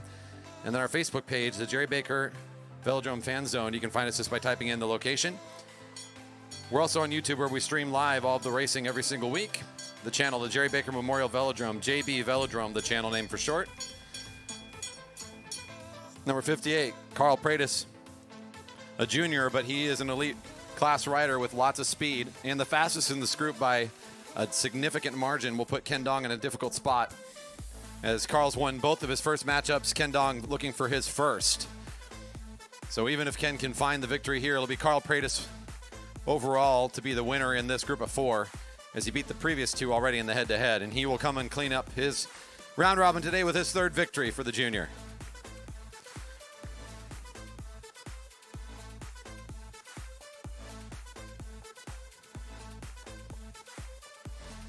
Alex Siegel and Stephen McLaughlin onto the track now, with Andy Baker and Andrew Carlberg on deck.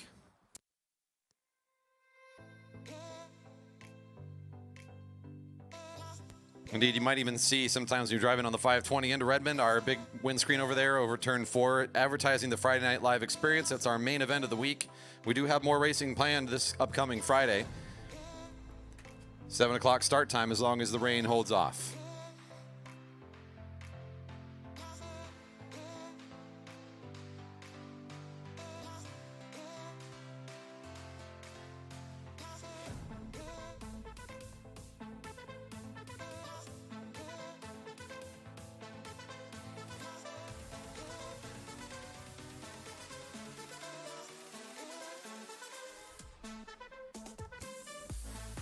There's another situation where we have riders both with a victory. So a good head-to-head here in the final round for McLaughlin and Siegel. Siegel with a slightly faster time out of the qualifiers. His 200-meter time a couple tenths of a second faster than McLaughlin's, the rider in black and white. But again, the head-to-head can be very different than what your top speed is going to show on the paper. And McLaughlin, an experienced and strong sprinter coming up from Portland, likes to show up for a lot of these events and always is willing to have a good time for a sprint tournament we're hosting up here. So he makes a trip up to make things fast and fun today, with Siegel, one of our local competitors for the Broadmark Realty Capital team, also posting a quick time and lots of speed for that rider. We'll see how these two match up, as they need to settle out who's second and third in their group of four.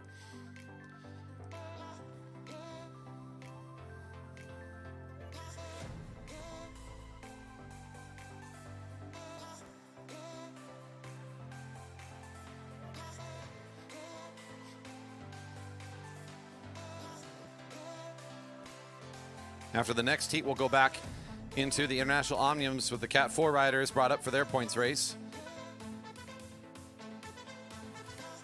Those riders should be on the warm-up circle or at least set to start shortly. Again, Cat 4 is coming up quick. We've got this race and then the next group before yours points race. Siegel is taking the lead spot as we hit the home straight. Both riders at a moderate tempo for a first lap for sprinters.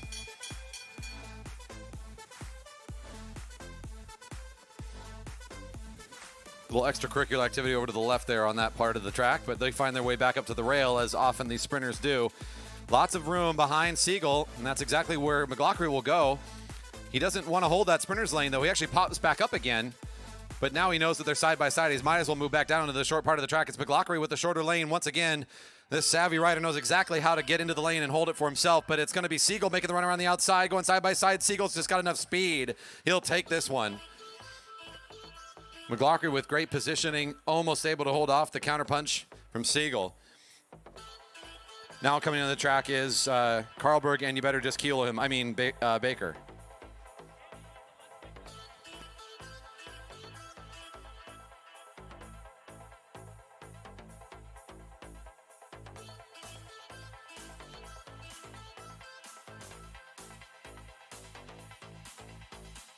All right, and your final group now coming up is Carlberg's won his first two. Andy Baker's looking for his first. Yeah, the early the bike elimination. Lots of rest before this one. On deck, Cat 4s for the points race.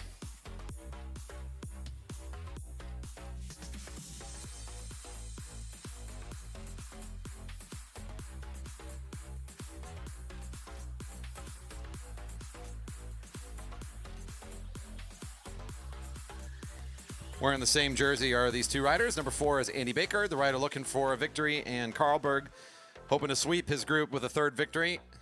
And your fastest time today from the 200 meters is number 1. He got just under the 11-second mark. I believe the time was in the range of 10.8 something, 10.86. Our quick time today.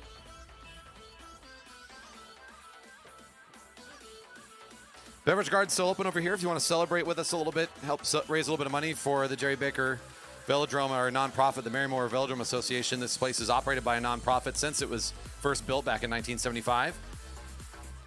Our pints are $5, and you get to feel good about your beverage, not only making you feel good, but also you know you're supporting a good cause with your purchase. We'll be open after racing as well, so you can hang out with staff and some of the riders that'll be here enjoying the spoils. Number 1 takes the lead spot and holds it as the bell's ringing. The sprint not yet engaged as Baker is happy to find the wheel and try to just stick with his acceleration. Although Baker will make a run at him down the sprinter's lane, he'll come into the shorter part of the track.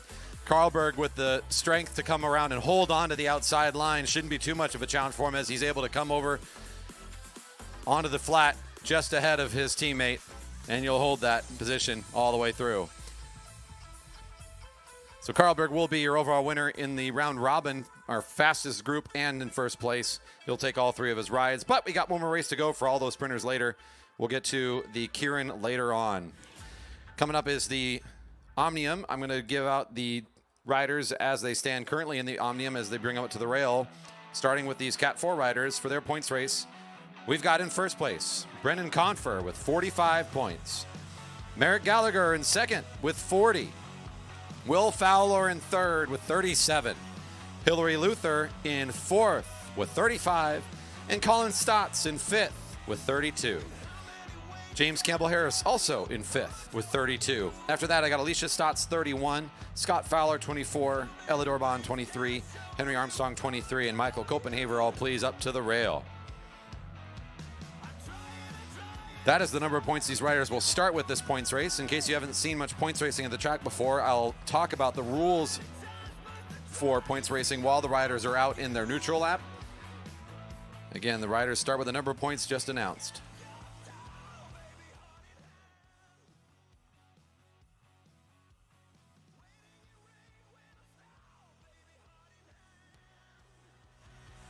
A relatively short points race here to close out the Omnium today, but riders already coming into it with a certain number of points. From top to bottom, there's about a 20-point differential between the leader and the riders at the bottom of the leaderboard.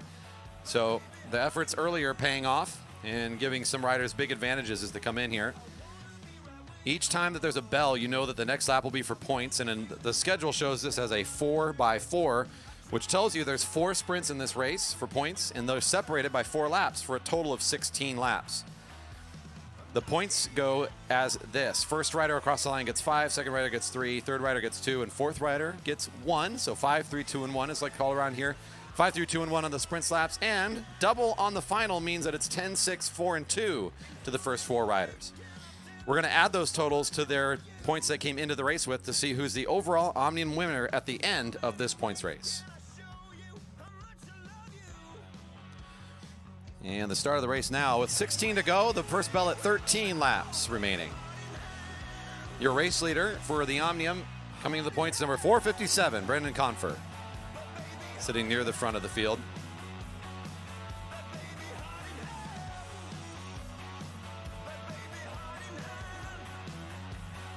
Two of our juniors are also at the top of this field. Is Merrick Gallagher, number 454, has got 40 points, and number 444, Will Fowler, with 37. Those are the riders out there with the black and blue near the front of the field now. So some of our young riders trying to stay in the top of this overall Omnium competition. Brendan Confer has been pretty hard to beat. He's won all 3 of the first races, I should say. He's going to try and find more success here today in this points race to close out his International Omnium Day at the Velodrome. Down the back straight, that's the rider in second, Merrick Gallagher, at the lead of the field.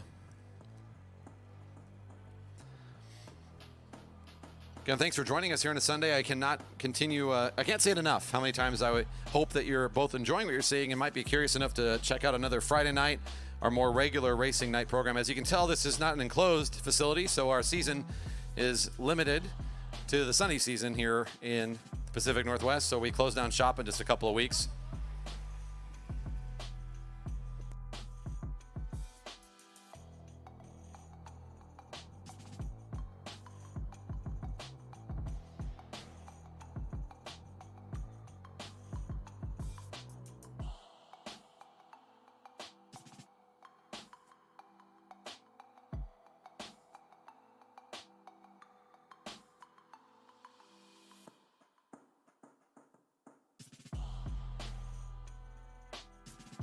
We may have found Annie Baker's bolt, or at least somebody said there was something on the track earlier. James found it somewhere out there while they were racing, so I don't know if there's a missing bolt for your bike, Andy. 13 to go, and the bell's ringing for the first point sprint. There goes your Omnium leader, Brendan Confer. The rider in dark green pulls up and around to take the sprinter's lane at the front of the field, with Will Fowler, the rider in third overall, trying to get in on these points as well.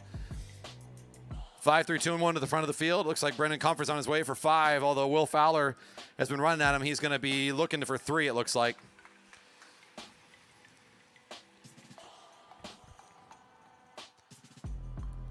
Copenhagen finds 2 points in the sprint. Felicia Stotts for 1 point. Unofficial.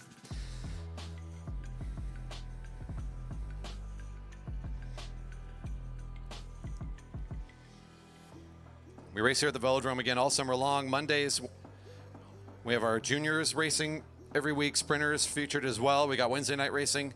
We do our beginner nights where we help our riders get up to speed out of our classes that we offer around here. So we have a lot of educational opportunities and offerings at the Velodrome. If you have any more curiosities and want a place to go peruse, read, and learn more about what we do, velodrome.org is a good website to visit.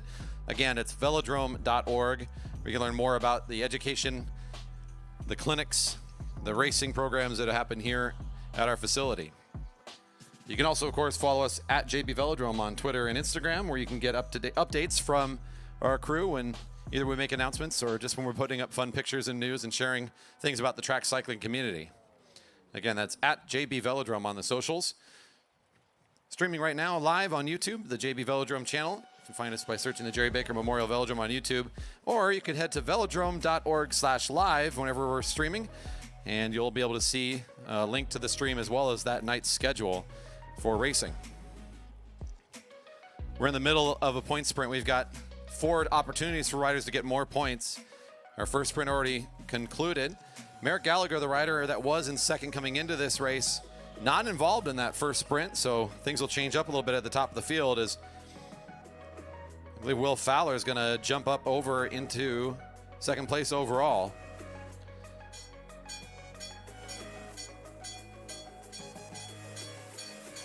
He's in a tie, I should say. Hillary Luther is sitting in second with 41, actually, the first sprint. My correction there.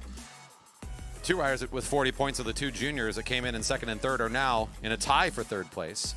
Heading into the second sprint, Brendan Comfort leading this out as Will Fowler finds himself in the right spot again, right on his wheel. Hillary Luther, the rider in second overall by just a point. The rider in blue is the third rider in that group. She's trying to find points again in this, as is Merritt Gallagher. So all of your riders at the top of the Omnium have continued to be involved with each of these. Confer, Fowler, Luther, and Gallagher come across the line. And I think that's going to be your new Omnium order as well, as the rider in green will still be in the lead after getting the front of that sprint. Fowler should jump up into second. Luther should move down to third. And I believe that's going to put Merritt Gallagher in fourth overall.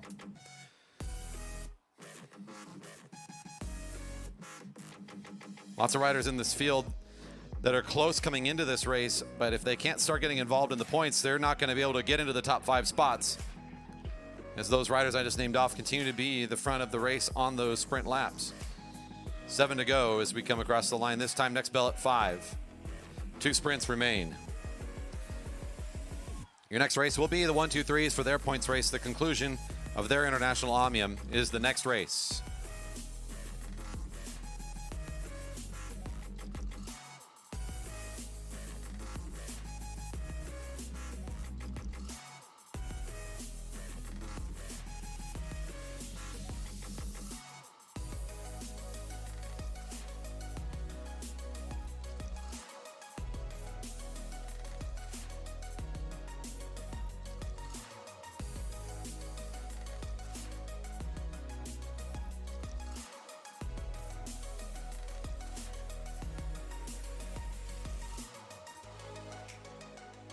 Six to go.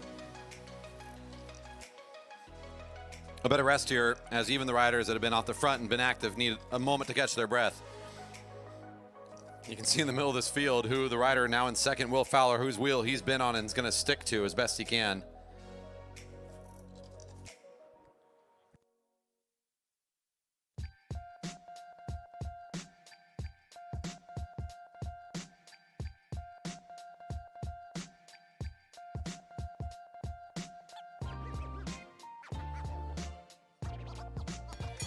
Bell's ringing as Scott Fowler is on the big solo attack here.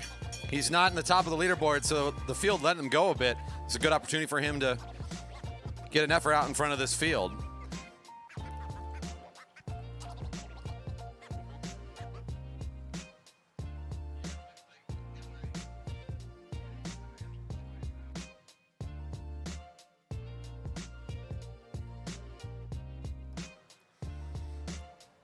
Team Booger's picking a fight here for 5 points.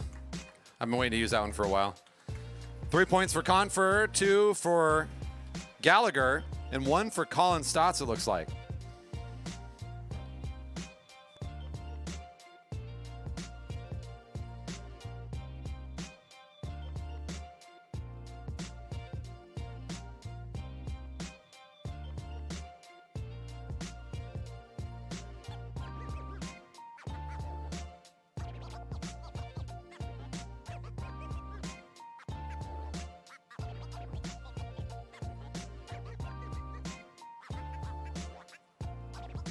One sprint remaining at 1 to go. We'll go double points, 10-6, 4 and 2 for the leaders on the lap. 4:57 still your race leader overall. Gallagher making a good move in the last sprint to be well ahead of Fowler to pick up a couple of points as they continue to battle it out for second, as is Hillary Luther.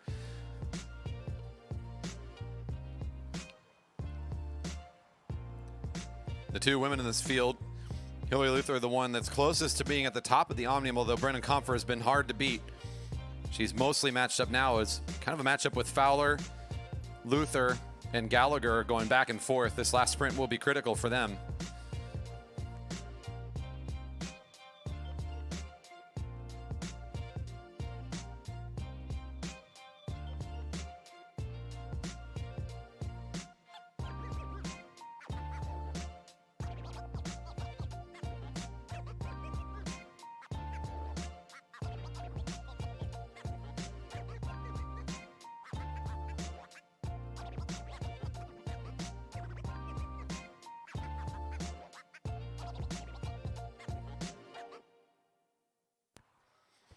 Our field sitting together down the back straight, coming into their final opportunity of the day to race and sprint for points. They'll be getting the bell on the home straight with Brendan Confer sitting at the front of the field, your leader in the Omnium coming into it, and most likely leaving it as he's already got a nice points lead on the rest of these riders. Hillary Luther setting herself up at the front, trying to beat these kids. Will Fowler's got a good jump here, though. He's going to try to challenge as well. Gets the blue line moving. Campbell Harris trying to follow Will Fowler up to the front. Brendan Comfort in a good spot to bring it back forward. It looks like Campbell Harris, though, has been saving up this sprint to pick up his big points on the final lap of today's racing. They let the unicorn loose, and he's up in front for some points. 10 points for Campbell Harris. Will Fowler for 6. And Confer for 4 more. Still should hold on for the Omnium. Luther finding 2 in that sprint. Important in her matchup against Gallagher to be in the top of the field. I'll be calling out the start list here for the Cat 1, 2, 3s in just a bit. Cat 1, 2, 3 is about ready to come up to the rail in order for their final race in the International Omnium.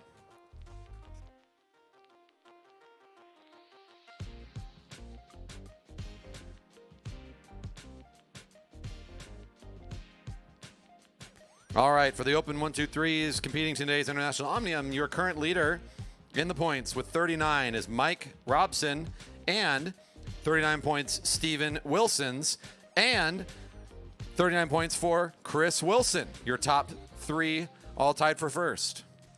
Andy Baker in 4th with 36. Mike Darlene in 5th with 32. Carl Hofer, 28. Joe Spranger, 26. Nick Martinez and Ludo Max, 25. Peter Snoblin, 23. Vern Cole, 21. Itai Malakoff, 21. And hey, Andrew Karlberg, 4. Into the positives, baby.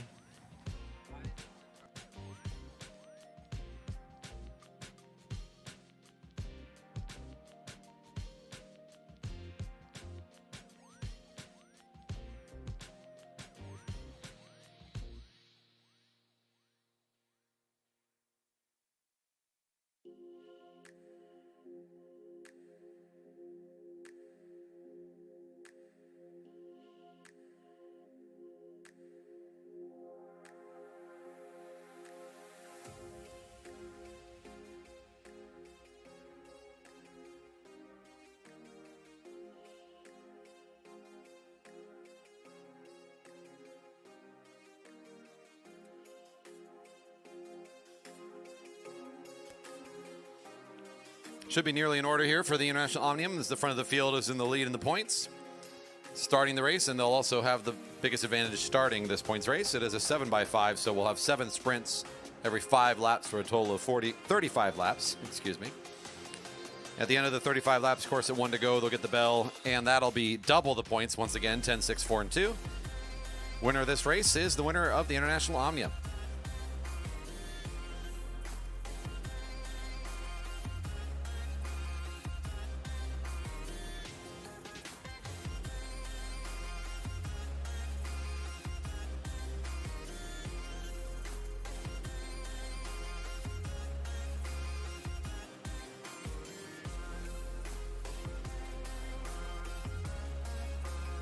And the whistle signaling the first lap of racing.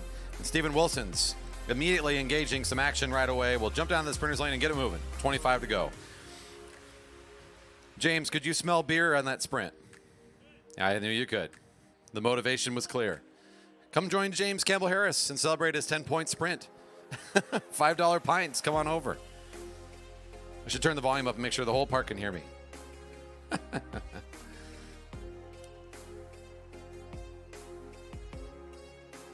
First bell at 31 to go.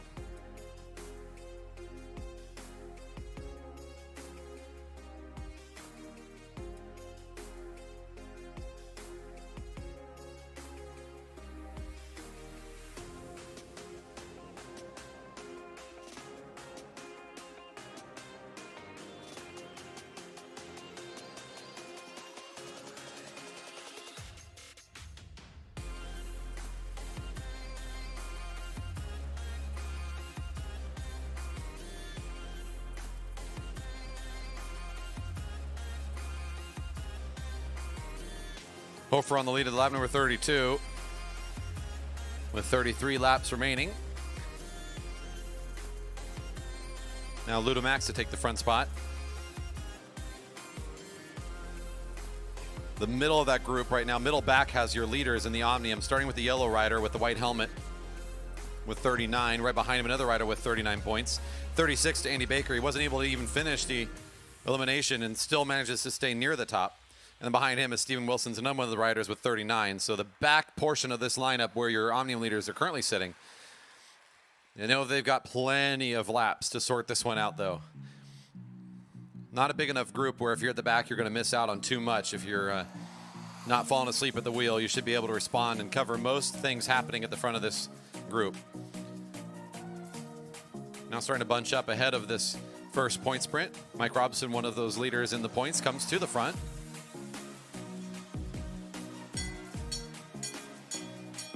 Points next lap, 5, 3, 2, and 1. Robson momentarily at the front. Now Chris Wilson will take the lead, number 39. He's looking to see if he's got someone with him. He has number 4 right on the wheel, it looks like. Still waiting to see if somebody else might want to try to take this spot from him. Baker with some power output here, hitting turn 3. Another one of your top riders, Steven Wilson's making the jump up, the rider in the blue, but Chris Wilson for Found Cycling is holding on. Ooh, whoa, might have been 25 for 3 points. It was awfully close. Baker might have found 2 that time, and the sprint for 1, also close for me to call. I think it might have been Martinez, but we'll have to review that.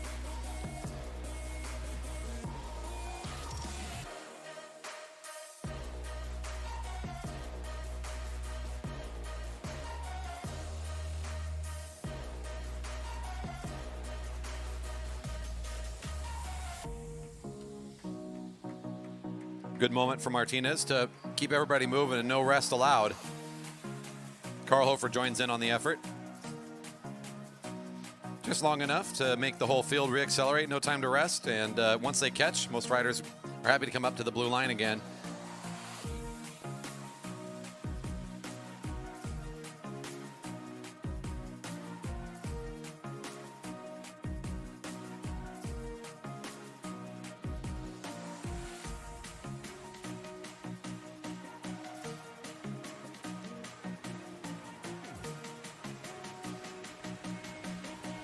It does go Chris Wilson's, Steven Wilson's, and then Andy Baker for the points on the first sprint there. Number 31 picks up 1 is Mike Darlene.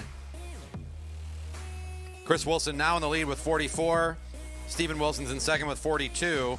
Mike Robson in third with 39. Andy Baker in fourth with 38. And Mike Darlene in fifth with 33. At 27 to go, one of the names I called, number 4, is in this front group, as is number 39. Those are 2 riders in the top 3 spots that can make this break of 5, leaving the rest of the field hurting to try to hold on to their pace. Steven Wilson's is anxious to get up there, the rider in blue in the back group.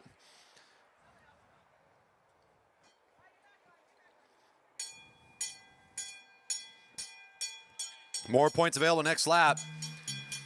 5, 3, 2, and 1 to the leaders. Bell's ringing, 26 to go. Chris Wilson, one of those top 3 riders in the race right now, moves from the front to the back. He's actually at the lead of the race overall as number 39. Holding on to this sprint as long as they can. They're hitting onto the Stanley sign, still waiting to accelerate. Baker starting to move at it, says is Carl Hofer.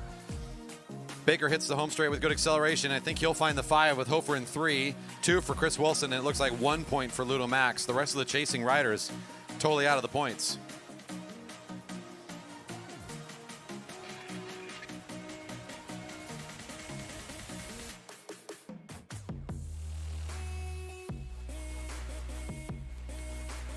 Hofer and Baker now try to push away from the rest of the riders. Baker having won that sprint and Hofer getting some points out of it as well. Looking for more by just trying to drop the rest of this field, making it impossible for them to compete. It may work out for these two as they're looking very calm and consistent. Again, Baker had a little extra rest out of that elimination race than he may have been planning for. Hofer fairly well rested at this point as well. Maybe they're feeling like they can just whittle this thing down.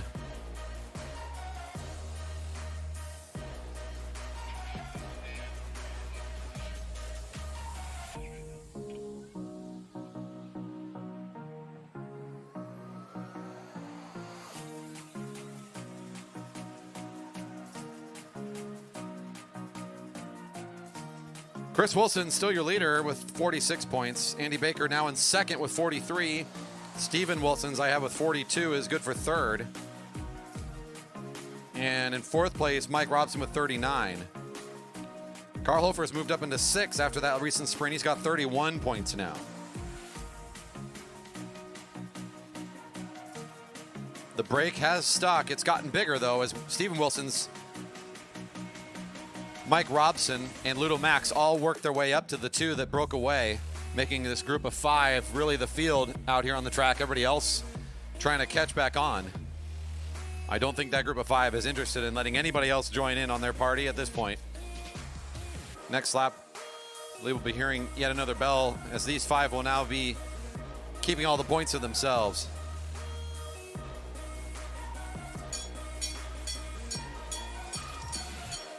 Bell ringing at 21 to go. Carl Hofer on the lead of the lap, the rider in red.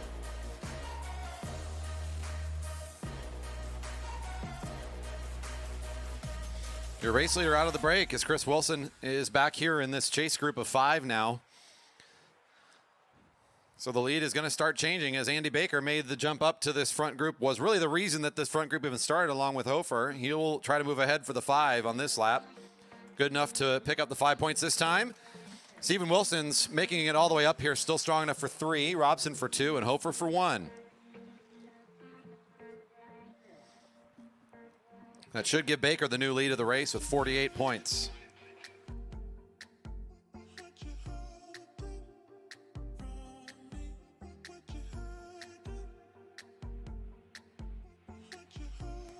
It's been an all-day competition for these riders.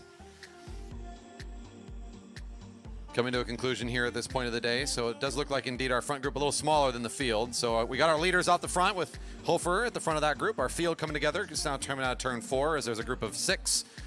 They're off the pace of our leaders just now coming on the home straight. On the back straight, the front of the race currently led by Hofer, the rider in red. This has been a race of endurance as both Baker and Hofer have just been able to keep this pace very quick and still are fast enough to compete in the sprints. The riders with them are benefiting from being away from this field, but it's a nasty amount of endurance these riders are having to put out to keep this race looking like it is right now. At 8 to go, Andy Baker, your race leader, number 4, temporarily at the front. In second is still Chris Wilson with 46. Steven Wilson's is knocking at the door with 45 in third. Mike Robson in fourth with 41. Carl Hofer, one of the riders to make the break in red. He's got 32 currently for 6th. He's about to overtake Mike Darlene, who's got 33, but he's not up there in the break. So likely Carl Hofer is going to be moving up here soon.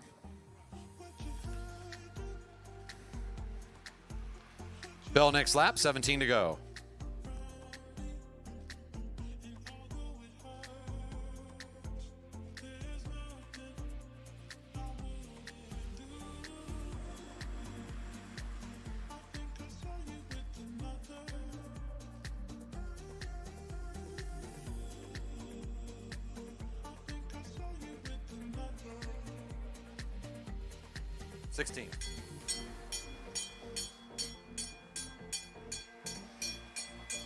Little Max at the front for this lead group as they get the bell. Points next lap for the leaders.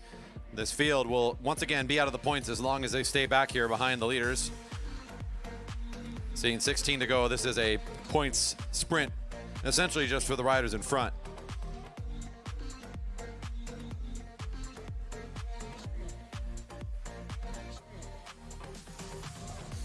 Andy Baker for 5 more. Robson for 3 this time. Carl Hofer finds 2, and I think it might have been Ludo Max for 1. Steven Wilson's might have been found out there just before he got there. Baker will hold on to the lead. I think this will move Hofer up into 5th place. Robson, though, might be jumping up a little bit over Wilson's.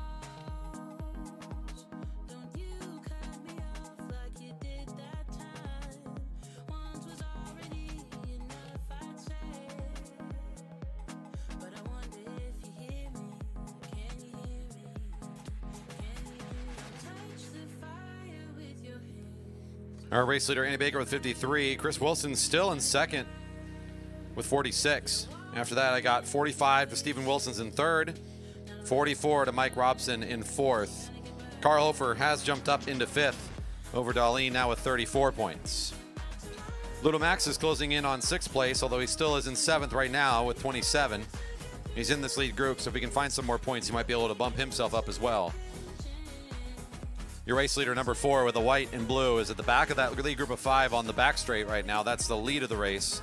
Your field in pursuit, just about to cross the finish line. We got ourselves another point sprint upcoming as we've found ourselves on another lap for points at 11 to go. Baker keeps picking up the 5. Let's see if we can find it again. One of these riders in here has got to be trying to spoil the fun. The battle between number 25 and number 9 is going to be real here, as Robson and Wilson's are both within striking distance of second place. Trying to hold on to that position with Chris Wilson not able to be in the points. It's Wilson's and Robson's race to now figure out who will be second behind Baker, as they cannot seem to dial in an effort to beat him, as he's just been able to race them each time they're going for points. As he'll do so here again. Wilson's making a run at it, but it will be Baker again for 5. Stephen Wilson's for 3. Ooh. 2 for Ludo Max, and I think it might have been 1 for the rider in red, but that was close to the back end. We'll confirm with our officials team. Baker will stay in the lead. Wilson's will take over at second spot. Wilson's number 25, the rider in blue. So again, the most interesting matchup might have been between the blue and the yellow rider, but just as I'm talking about it, Mike Robson can't hold on to the pace anymore. So now it's Stephen Wilson's race to hold on to second spot, as these 4 riders are just going to continue this tempo. Ludo Max most certainly will move up a little bit and benefit from the fact that this lead group has lost one. That's the rider for Beat Cycling, number 38, in the turquoise, blue, and black.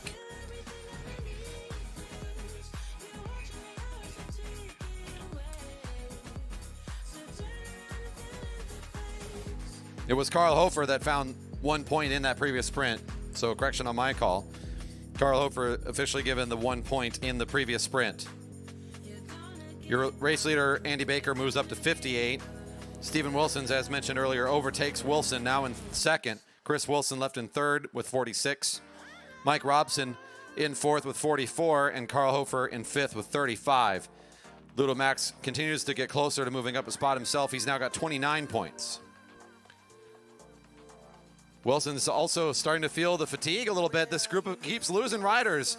Baker, Hofer, and Ludo Max are just too strong and too consistent. The endurance that these riders are able to put together is just shedding, folks. Wilson's is second overall, and he's fallen off the lead pace. He may still be able to hold on to that, but who's going to be challenging him? Mike Robson already fell off. Chris Wilson's way back. Carl Hofer is the only rider who could maybe catch, but he's got 13 points to go to get there. So even as Wilson's falls off the lead pace, he may still be in a position to hold on to a second place finish. Maybe if he can find a point or 2 more in the upcoming sprints, that could help guarantee that. He's still in the points right now. He will be able to get 1 on this sprint. 5, 3, and 2 to the lead group of 3 next time around. Bell's ringing for Wilson's, who's also eligible to pick up the 1 point most likely, which will be important to him as he's trying to hold on to that second place position he's in now. The field knows that points are going out to the leaders. They're not going to be getting anything this time around. 6 to go. Hofer trying to find 5 this time. The rider in red is able to do so. He's going to be getting a lot closer to that 5th place overall spot as he picks up 5 there. Ludo Max for 3 and Baker for 2 that time. Hofer already in 5th, my mistake. He's going to be getting even closer to overtaking 4th now as he moves up a significant margin on that one. He's got 40 points and he's only 4 behind Mike Robson at 44. So if he can get some big points on the final sprint, he should be able to move up into 4th, maybe even 3rd, depending on how this one goes. Your point standings and order goes as such. Andy Baker in the lead with 60. Stephen Wilson's in second with 49. Chris Wilson in third with 46. Mike Robson in 4th with 44, and Carl Hofer in 5th with 40. Mike Darlene with 33. Ludo Max is just 1 point behind moving up himself. He's got 32 now. That's one of the riders in the break. They're awfully close to catching. I'm not sure they're going to want to, though, but they could. If they catch, they get 20. But it also means the whole field would be eligible for sprinting again at that point for points. There's not a lot of laps left. You might as well go for the 20. It's more than winning a sprint at this point, so maybe they could. It's Ludo Max. Pulls up and out of the way. Andy Baker's pulling it along. Looks like he may want to try to go make contact with this field. As if he gets the 20, then the race is pretty much over for those three. They're going to get exactly what they wanted and all move up significantly in the finishing order in this Omnium. And ding, ding, ding. Pull the lap over for the field. You've been caught by a lap, so you've got 2 to go. The leaders have been caught by the field has been caught by the leaders. Plus 20 to Baker, Hofer, and Max. An impressive showing of endurance today for those 3 riders. With all the sprinting they've been doing too, they're able to keep it together as a team of 3, benefiting each other. You can tell in that last sprint too, they'd chosen not to really sprint against each other anymore. It was only 3 riders. They decided it's better at this point for us to work together and go catch the field. And they managed to do so. And with 1 to go, we've got our final lap of racing. Baker goes up to 80 points after the big 20 improvement. Carl Hofer goes up into second place with 60, and Ludo Max moves up to the third with 52. So those 3 riders just became your first, second, and third place in the Omnium after lapping the field. Let's see who else wants to go for points now. As this is now a sprint for 10 points. This is really good for Chris Wilson, the rider number 39, who's been back in this field and hasn't had to sprint at all for a while. He's going to have fresh legs. He's ready to go, finding the Big 10. Chris Wilson with 46 will now move up to 56 points. Mike Robson for 6 more points. I think Carl Hofer is still sprinting after catching the field. He gets 4 points. Impressive.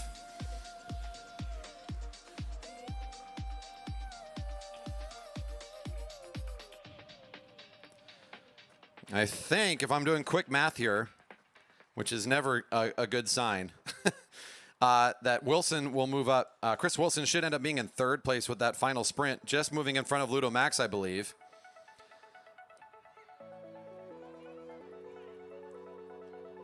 So a good finishing position for him. Carl Hofer will definitely hold on to second place, and I think also Steven Wilson's will get bumped out of fourth place, as Mike Robson, finding points in that final sprint, should be able to move up in front of him.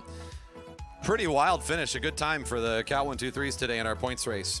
We have one more series to go today, and it's a set of Kieran's for our sprinters before we end their Omnium today.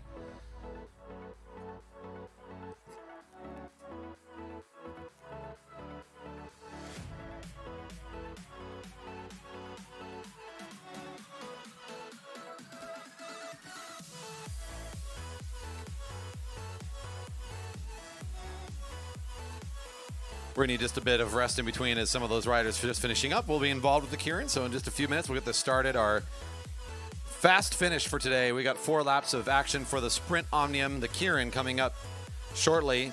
Heat A, Steve McLaughlin, Andy Baker, Alex Siegel, Carl Pratis, Nolan Adams, and Andrew Carlberg.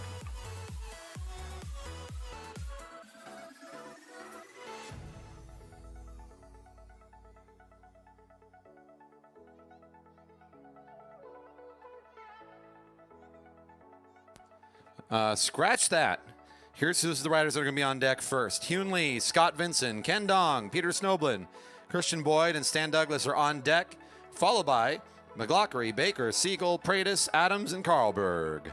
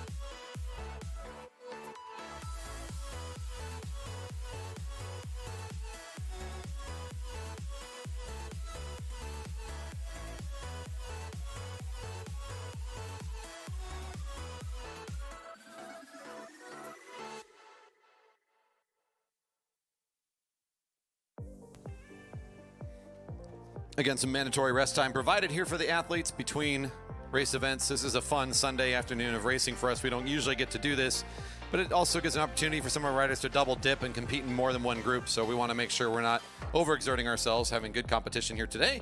So in just a moment, we will be starting the first of 2 heats for the Kieran. Once the Kieran is actually wrapped up, that'll be it. We'll be into just figuring out who our winners are for the overall Omnium for both the Mass Start groups, the Cat 4s and the Cat 123s, as well as our Sprint Omnium.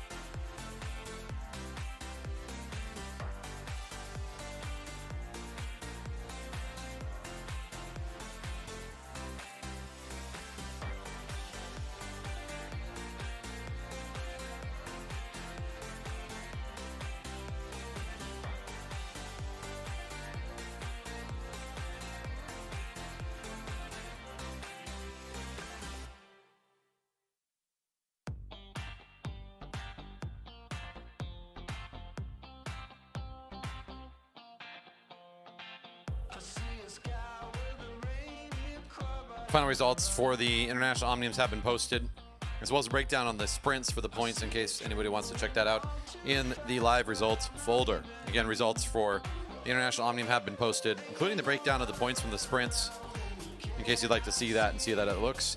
That's all on the results folder, velodrome.org/live, a good place to go get that link. Just a few moments out from starting our Kieran heats. Again, our first group up will be Heat B. For the minor final, Hyun Lee, Scott Vinson, Ken Dong, Peter Snoblin, Christian Boyd, and Stan Douglas will be up first. They're followed by the rest of our sprinters, McLaughlin, Baker, Siegel, Pratis, Adam, and Carlberg.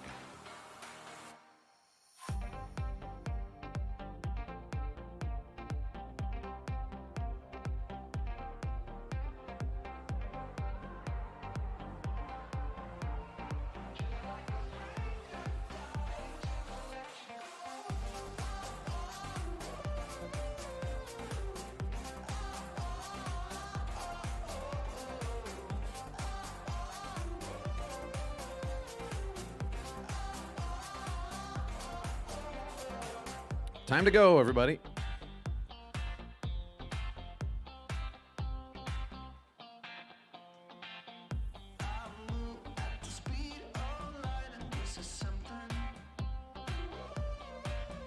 Starting from the rail today, so come on up in order. Lee, Vincent, Dong, Snoblin, Boyd, Douglas is the draw. Lee, Vincent, Dong, Snoblin, Boyd, Douglas is the order.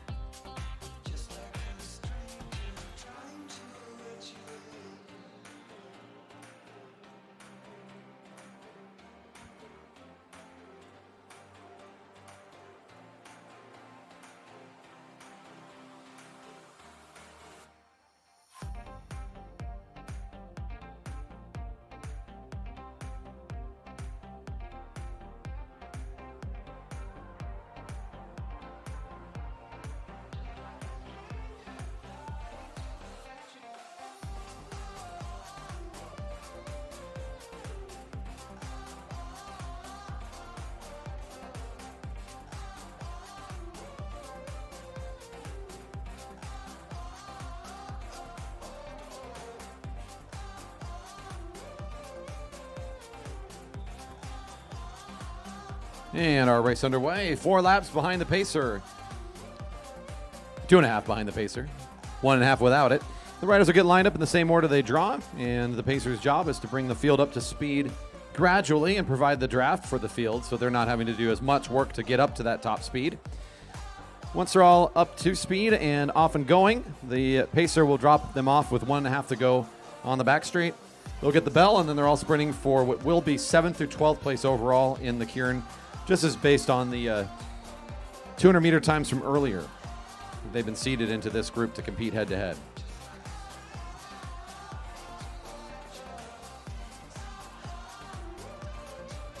Three to go.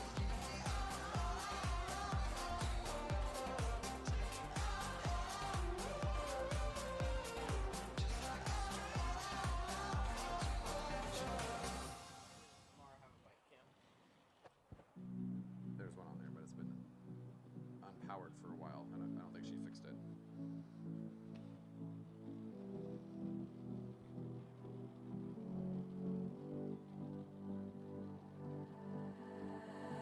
I've been fighting everything you say. I've been trying to go the other way, but Group's cruising now at 2 to go. They're going to lose the lead bike on the back straight. Hyun Lee at the front of the field as he drew that position randomly is going to become the front of this race now.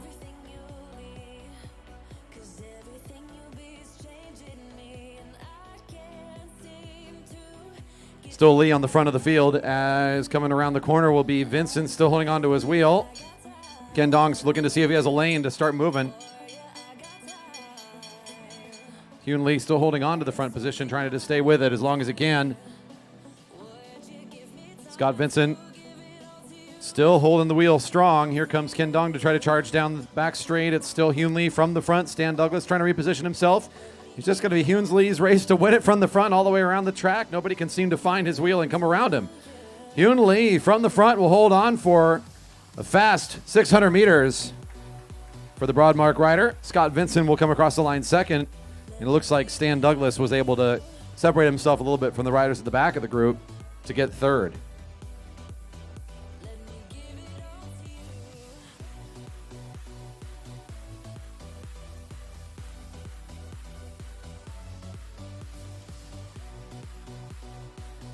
And on the warm-up circle, Amara picking up the next group. We'll bring them onto the track for their fast 4 laps. Our top 6 in the qualifiers. Stephen McLaughlin, the rider in black and white, is right behind the bike. Andy Baker in second wheel spot. Alex Siegel third in the lineup. Carl Pratis, the 4th rider. Nolan Adams, the 5th rider. And Andrew Carlberg, 6th. Their position is decided randomly. So once they've qualified into this group based on the 200 meters, we did a random draw for the riders to place them in this lineup.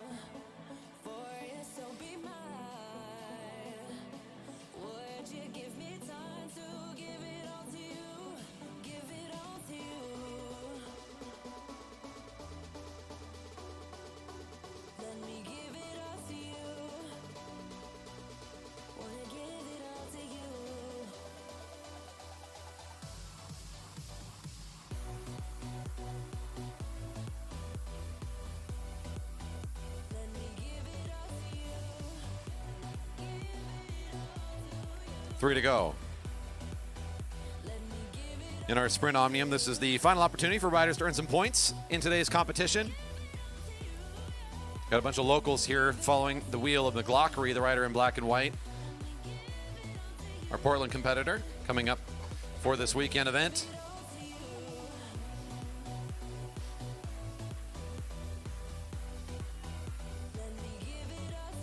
This will be our final race of the day before we do some presentations to figure out our International Omnium and Omnium winners for the sprints. 2 to go.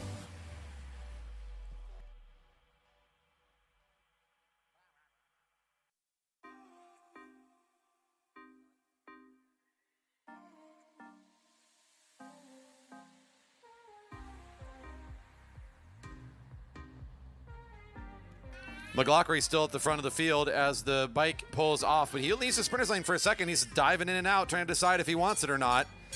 Nobody's wanting to jump around him. McLaughlin still holding on to the front spot, but he's not trying to use 100% speed just yet. The move from the very back of the field is expected as number 1 drew the last spot, and he's going to just try to accelerate all the way around the outside of the group and be at full speed as he hits the front, and there he goes. Carlberg trying to clean this one up. Alex Siegel in a good spot to challenge as well. It'll be Carlberg, Siegel, and Paredes going 1, 2, 3 in the Kieran.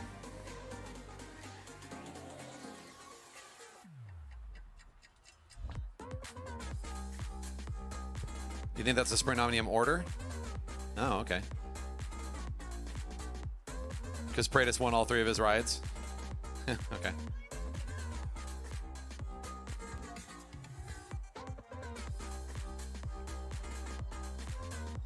We're just going to get the International Omniums on the podium, yes? And then the riders from the Sprinter podium as well? Or the Sprinter Omnium? Oh, okay. All right. Fantastic. All right, folks. Well, racing's done. I'm going to take a minute here. We'll get our sprinters off their bikes, and we'll present and congratulate our sprinters in the Omnium.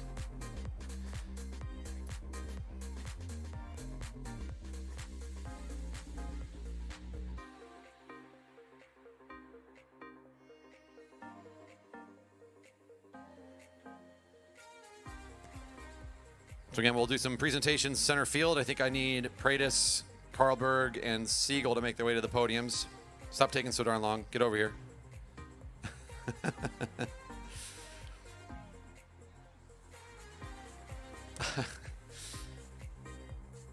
One more thing to finish up here today. Again, folks, thanks for being with us. The beverage garden is still open if you want to be with us for a little bit longer. $5 pours for Post-Stock Brewery and Locust Ciders, as always. If you're out in the online space and want to stay with us and celebrate the podium, thank you for doing so. Racing is all concluded. The race program has come to a finish. We'll just keep live here for just a moment as we congratulate our sprinters, and then we'll be on our way and wrap up this Sunday afternoon racing.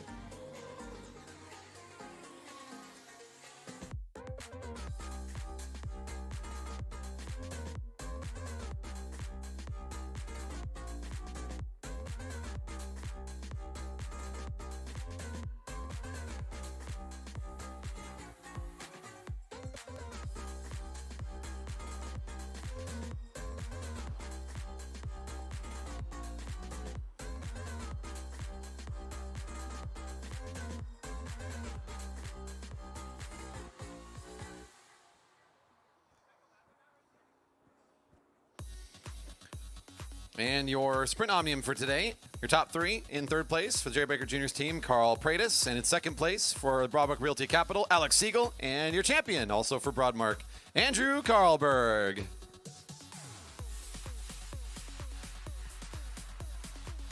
All right, with that, we can conclude today's racing action. Thanks for being with us. We appreciate it.